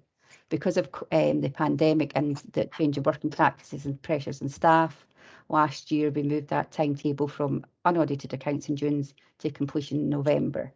So this year we're going to follow the same timetable, working to the end of November, recognising the continuing impact of the pandemic on the audit working practices, because we remain all working remotely at home rather than being on the client site, and that kind of adds in that extra sort of a time lag in being able to get things done. So, but the other important thing is that it's recognising the commitment of actually being able to deliver, if we can, by an agreed timetable, instead of getting to see maybe, I don't know, halfway through September and thinking, no, we're not going to do it. So we're planning ahead so that we can get the work done to that revised timetable. But it's recognising the commitment that Audit Scotland has to its staff's well-being and the well-being of the client staff, because annual accounts audits can be a very busy and very pressured time.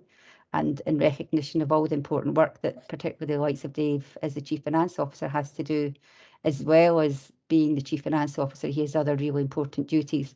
So to have a very tight deadline is potentially not recognising the complexities of what we need to do to make sure that everybody's okay, and that we are also delivering quality audits. From an Audit Scotland perspective, staff wellbeing, client wellbeing and quality audits are paramount, and if deadlines need to move to make sure those things are maintained, then that's what will happen.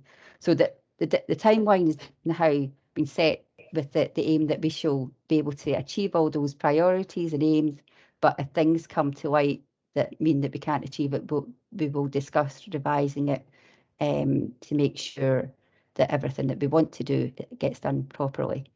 So one small final thing that I want to mention is something for the IGB and the PAC members to look out for is tomorrow. Audit Scotland and the Accounts Commission are going to be publishing their annual Local Government in Scotland Overview Report. So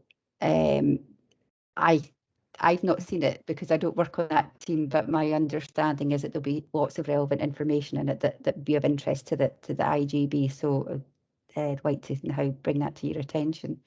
So in terms of the annual audit plan, because Dave's report is quite detailed in terms of what it covers, I'm not planning on saying anything else, but if anyone's got any questions, happy to take those questions. Thank you very much, Anne-Marie. That was quite detailed and welcome. I think I just want to mention about the GP thing, the risk that has come off the table. My latest information is that there is a GP joining the practice in Lochee who has agreed to become part of our IJB list of members. So I'll keep an eye on it as well, Anne-Marie, and should I have any worries, I'll get back in touch with you. Donald? Thank you, Chair, and thank you very much, Anne-Marie. It's looks like a very well structured, well thought through audit plan, and I think interested to see how it develops. My only question was in relation to Exhibit 4, where you say that you don't plan to place formal reliance on the work of internal audit. Now, I come from a very different environment, but in a commercial world, it would really be quite common for external auditors to place reliance on the work of internal audit, provided that they're well structured, well resourced, looking at the right areas. And there are two good reasons for that. One, there's a cost element, and secondly, it avoids duplication, so that the internal audit aren't coming to Dave one day and asking him a load of questions, and then external audit go to Dave the second day and ask him the same questions again. So I suppose my question is just why, and I know it's not specific to Dundee IJB, is just why there's not more reliance placed to avoid this duplication and cost. It's a very fair question, but it comes down to a technical thing in terms of the approach. It's based on the IGB's annual audit plan. There's no audits planned that relate to the financial statements part of the accounts. So the formal reliance element, it relates to that aspect only. So in terms of all the things that you've said, yes, we review the internal audit section to assess whether we can rely on them, and the answer to that is absolutely yes. And what we do place not formal reliance of, but we take cognizance of, is any reports that they produce. So any report internal audit produce, we read and we consider and we factor them into any of the work that we do. So we absolutely avoid any duplication with internal audit. It's quite a sort of a technical thing in terms of the annual audit plan, and I think it's a good point that you make, that it's maybe not explained that well. Okay, no, thanks, Anne-Marie. And I see Tony's wanting to comment, so I'll shut up. I'll bring Tony in now. No, just very quickly, I mean, that's always likely to be the case, and in a sense, you can end up with that situation because it's not a massive audit plan, and therefore what we are doing effectively is dividing it between us. So it's always going to be the case that they're not going to be placing reliance on our work, because if we know they're doing it, we need to do something else, because as you know, you've got a wide variety of risks, not a massive plan from either of us. So we're in essence, that's another way of saying that we're dividing the workload between us in a way that maximises the assurance you receive, rather than tripping over each other. Yeah, that's helpful. Thanks, Tony. I think that's really the point I was looking to get. Thank you. Okay, I don't see any other hands. Anne-Marie, you're getting off lightly today, I think. The recommendations are that we note the content of this report and that we also approve the proposed audit plan for 2021 as submitted by Audit Scotland, and which is attached as Appendix 1. Are we all in agreement then? Okay, so we'll go on to, is it item 10, Willie? Yes, it is indeed, Chair. Item 10, Dundee Integration Joint Board Internal Audit Plan Progress Report. I believe Dave Berry's taking lead on this item. Okay, Dave. Okay, thanks again, Chair. That kind of falls neatly from that sort of last comment from the external audit plan into the internal audit plan for 2021. So this is our kind of regular update report. to kind of, in effect, well, not quite closing off the 2021 audit plan. You'll see from the appendix, we still have the performance management report, which has been kind of undertaken, and we just await that one to be completed. I think there's just a wee bit of tidying up to do on that one before that one will be ready. So that will come to our next available park meeting, which is in September, and that'll kind of close off the 2021 plan. We are doing, and you'll kind of link it in with the governance action plan kind of update as well. And we are working with internal audit on trying to kind of consolidate the actions in the governance action plan, and that's further audit time that's factored into the plan. We've kind of used that time rather than what we'd initially planned to do in terms of looking at sort of business continuity arrangements, and that you'll see in the next item that's been replaced as a more substantive audit around IGBs as category 1 responders to reflect our kind of new role in that regard. So the updates provided for you. I don't know, Tony, if you want to say anything else on that, or are you kind of happy with that? No, I think that's a very fair summary, and I think the important thing is, well, one thing that we haven't talked about is the IJB risk management strategy, which was, I'm afraid, I deluged, Dave. So when we said we commented on the strategy, I think that's possibly an understatement. I can't remember how many you accused me of sending. I think it was 46 comments or something. But certainly the new IJB risk management strategy that you have, I think, is very good. I'll be absolutely honest, I have now, with those permissions, shared that with a number of other RJB clients because I think it's excellent.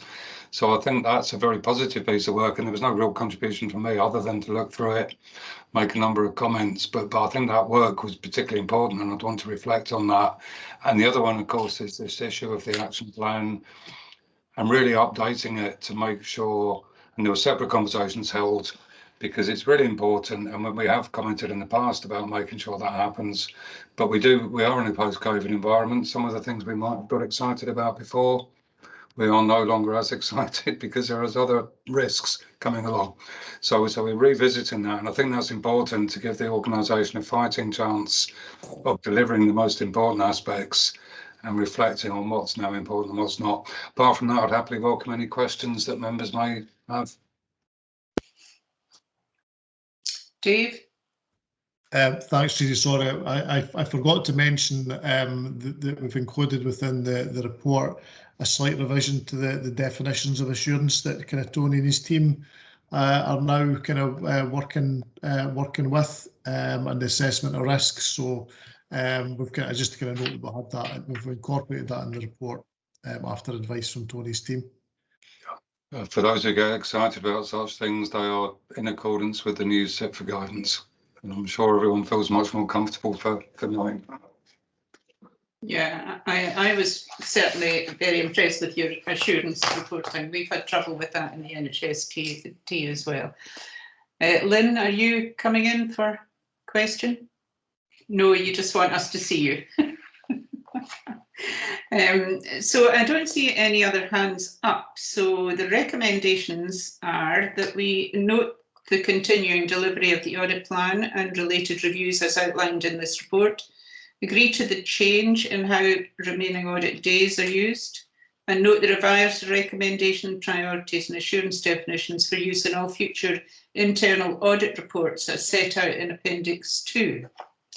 It might be useful, I'm just going to add this at the end, might be useful for just a little bit of training also in our training induction programme on the assurance levels and how we apply these. Okay, Willie? Yeah, thanks, Chair. Item 11, internal audits annual plan. I believe that both Dave Berry and Tony Gaskin will speak to this item. Okay, Tony. Okay, I'll I'll just kind of in terms of kind of very brief background. We've just covered the 2021 plan. This is the kind of the 21-22 version of the plan. We link back with the strategic risk register as to look at our sort of main areas that are kind of that we still need to kind of look at and review. So and this plan kind of reflects that, and also reflects the available audit days from both Tony's team and also Dundee City Council's internal audit service, who will jointly provide the internal audit provision to the IGB. So the plan is there for approval, but I'll let kind of Tony kind of pick up any particular ones he wants to highlight. Yeah, I think the main points are that we're in an unusual year. So we've always said that any plan may be contingent, and who knows what will happen, and we may need to revise. But at this stage, having gone through the risk register and had discussions with officers, these strike us as the key issues. What I should say, as part of DO 421, there is a region-wide review of integration schemes. So there'll be a day or two to contribute to that, because that's something we're doing as auditors, looking at that across the piece.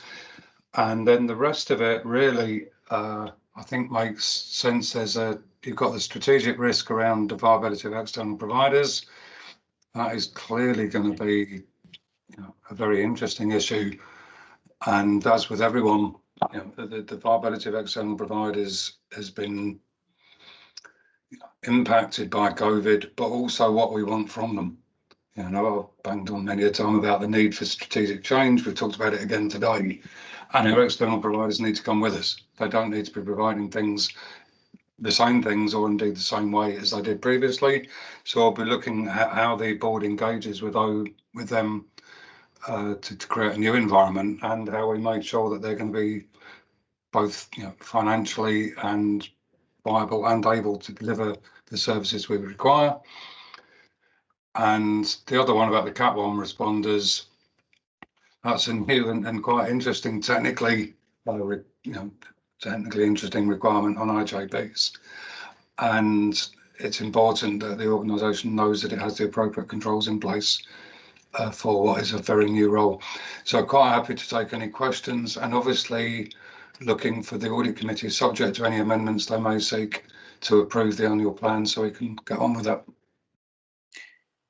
I'd like to again bring to everybody's attention the conference on Category 1 responders that members of this committee may want to sign up to, just to get a better understanding of the responsibilities of being Category 1 responders. So that might be useful, and if anybody wants to know about that, then I'm sure Diane and myself can share with you. Helen, do you want to come in? Yes, I'd like to ask a question on page 108. And first of all, congratulate Dave on not having too many red asterisks in his paper. But the one that's concerning me the most is about the workforce. Just wondering about the concerns that you have on that being implemented. Thanks, Bela. I think you've moved on to the next. I'm sorry if I jumped the queue. So. Right, we'll come back to that one if that's okay. Yes, certainly. Okay. Lynn, do you want to come in? Yes,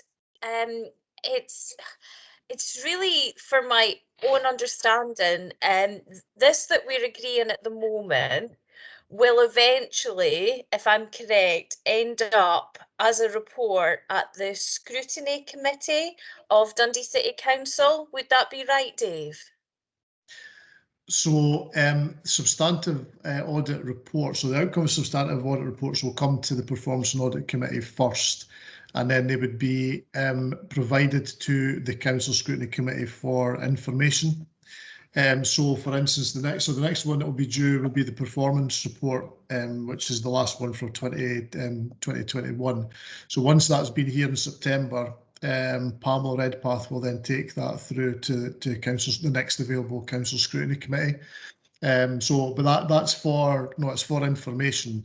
Again, it's not for a decision to be made by the council or anything like that. It's only for information. Yeah, it's just, and again, this is where I'm sort of trying to think of the way that we can operate. As a committee, all 29 of us can interrogate the fire brigades and the police force, where we don't have any kind of financial input, whereas the sort of the scrutiny of a committee where we're kind of in a partnership with doesn't come to all 29. So, you know, it's a very small committee that sits within scrutiny. So I guess, I suppose I just need to get my colleagues to keep their eyes peeled, so that if they do want the information and to see it, then that's the committee that they have to come to. And I'll get a double dip as well, seeing as I'm on both. Thank you. Chair, for me, it's worth mentioning that it's not a requirement that these reports go through. This was a voluntary, if you like, good practice that the IJB and its partners agreed. So the reports also go to the Health Board. I think Dave's point is very important. This is the committee that receives the report, that decides what happens. The other two just get it for information and assurance on the operation of the IJB, and that is an important distinction. And I think it's one that the Health Board recognises as well. So if there are questions, you are the prime people that are required to scrutinise those reports and decide what is done about them. And everyone else, they're just getting those for assurance, really. Okay, thank you very much. Dave, do you want to come in? Yeah, thank you. Yeah, just kind of picking up on Lynn's point there around the opportunity for scrutiny of the IGB's side of things. The IGB does bring to Policy and Resources Committee its annual performance report, and we have kind of had kind of other kind of performance reports kind of presented to the full council committee again in the past. We also have a lot of our performances also incorporated into things like the city plan reviews, the council plan reviews. So it's not that there's nothing comes for further scrutiny for the council members, and indeed, Vicky and Diane and myself have had been subject to kind of scrutiny by the council at kind of various points. So just to give you that assurance that it's not that there's nothing goes to the council on that in that regard. Thank you, Dave. Going back to DO 521, the viability of external providers and things, I think we have really improved relationships with our care providers in the care homes since the introduction of the nurse directors and the additional learning that we've put into the care homes. So that in itself has made a bonding and a team working. So that should make our job easier in that kind of looking at the viability. They should be more open to discussions with us, or with you, not with me. Okay, it's just a point I wanted to make. Catherine? I was just going to say on that point, obviously we've maintained our distinct social care commissioning and contracting team, and as been reported to the committee previously, a significant proportion of their role is about managing that relationship of providers, care home and more broadly. So I think you're right that we've made advances in that during the pandemic, but that was built on a really strong foundation that was in place pre-pandemic as well, and that we've prioritised our resources around that provider interface and support, and will continue to do so in the kind of recovery period. So just to kind of reinforce that we've really protected that resource and invested in that area. Thanks, Catherine. I do recognise that, yeah. Helen, your hand's still up? It was for the next right, okay. The next item. But I'm sorry, Trudy, I'm actually late for I'm about 20 minutes late for another meeting I've got to go to. So okay, can we take your question for the next item then? Yeah, okay then, go ahead. I'll go back to the recommendations. We'll take your question. Okay. Does Dave just want to answer it? Yeah. Do you want to just answer it on the next point on the agenda? Yeah, thank you. So I think the question was about the workforce plan and kind of taking forward that, which kind of covers a number of the recommendations set out within within the governance action plan. Just say that is one of the sort of key strategic priorities or strategic documents that we will be working on over the course of this year to have in place and put in front of the IGB for approval. So, you know, we're kind of aiming to have something over the course of this year. I say that will take away providing, well, it should take away all of the kind of workforce related governance action plan points that are still outstanding. Are you comfortable with that, Helen? Yes, yes, I take it it's going to be ongoing anyway, so. Yeah. Okay. Enjoy your next meeting then. Just one of the concerns that I have is if things aren't going to go well. Okay, thanks. Thank you. Right. Okay. Bye, everybody. Bye. So if we go back to this item, the internal audit plan and the recommendations, so it's recommended that we, the PAC, agree to the continuation of Fife Tayside, Forth Valley Audit and Management Services as the IJB's lead internal auditors, and therefore taking the role of Chief Internal Auditor. Approve the 2021 annual plan as set out in Appendix 1 to this report, and note that no updates are required to the internal audit charter as noted in section 4.2 of this report.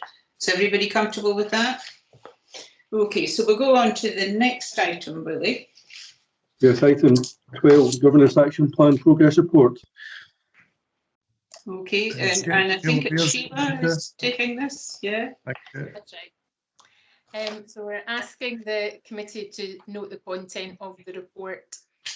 This is an update report which is presented to each meeting of this committee, detailing progress on outstanding governance actions that have been picked up from other reports that have been presented to the Performance and Audit Committee. For those that are familiar with the report, they might note that the layout of the appendix has been developed from the previous one to include the strategic risk register headings, and that was following discussion on risk at the last meeting. The appendix uses the red, amber, green system to indicate progress on actions, and the actions that were showing as completed or green at the last meeting have been removed from the appendix, so that it's only things that have not been completed since the report last came to you.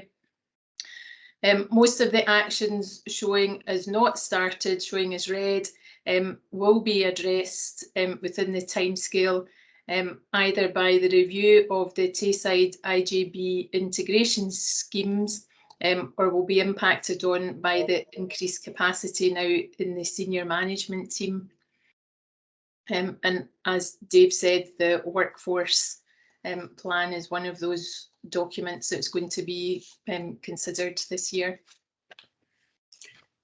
Okay, are there any questions or points people wish to raise for Sheila or Dave? Donald? Thank you, Chair. I mean, I suppose the main point for me with the report, it's you know, there's lots of actions there. Most of them fall on, or many of them fall on either Vicky or Dave. A number of them have been pushed back. The dates have been pushed back, and some on a number of occasions. And I suppose the question for me is, you know, what level of confidence can you give me that we are going to hit these deadlines? Because, as I say, there's a huge amount of work involved in these.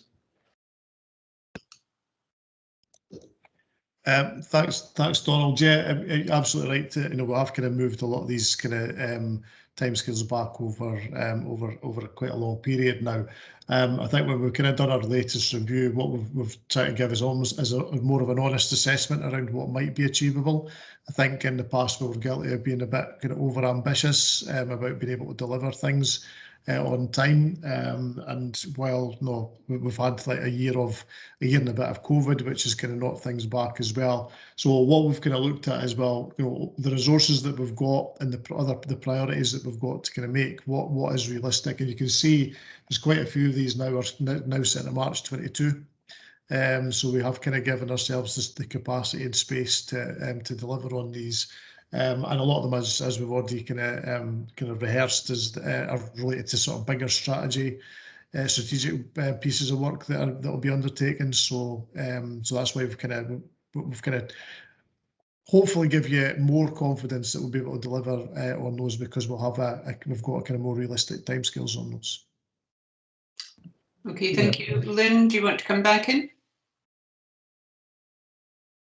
Yeah, it's actually about it's page 106, and one of the items is to do with the registered medical practitioners whose name is included in the list of primary medical services performers. So I think that means a GP sitting amongst us. And I know when I first came in that Trudy had discussed one of the main committees about the fact that she'd been working really hard to make this happen. And I happened to have a conversation with someone who said that it's not uncommon for this to be an issue across all 32 boards. And because of, obviously we've just had a Scottish Government election, we've got a shuffle of chairs. If there is an underlying issue with this across all of the boards, isn't it something that perhaps we can put forward as a problem that we've had? Because my understanding is it has been, according to this, something that has been ongoing for quite a while, and I'm presuming no one wants to sit with a TBC and Amber sitting on these kind of reports. Is it worth someone writing to ask for it to be reviewed? Can I just come in here, Lynn, and let you know that this is a voluntary thing for GPs under the new contract. We can't say, right, you're it for Dundee IJB or P&K or whatever. So we can't impose that attendance or membership of a committee on these people. So it has to be somebody who puts their hand up and says, actually, I have time. And I think it's the time factor. And I don't think they get paid for that additional input into these committees.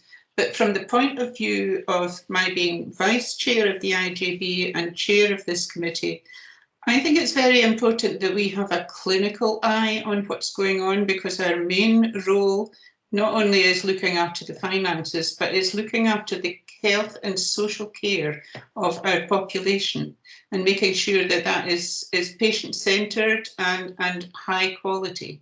And how can we do that if there could be an instance where nobody around the table has any clinical expertise and can't answer questions or ask questions about what is happening?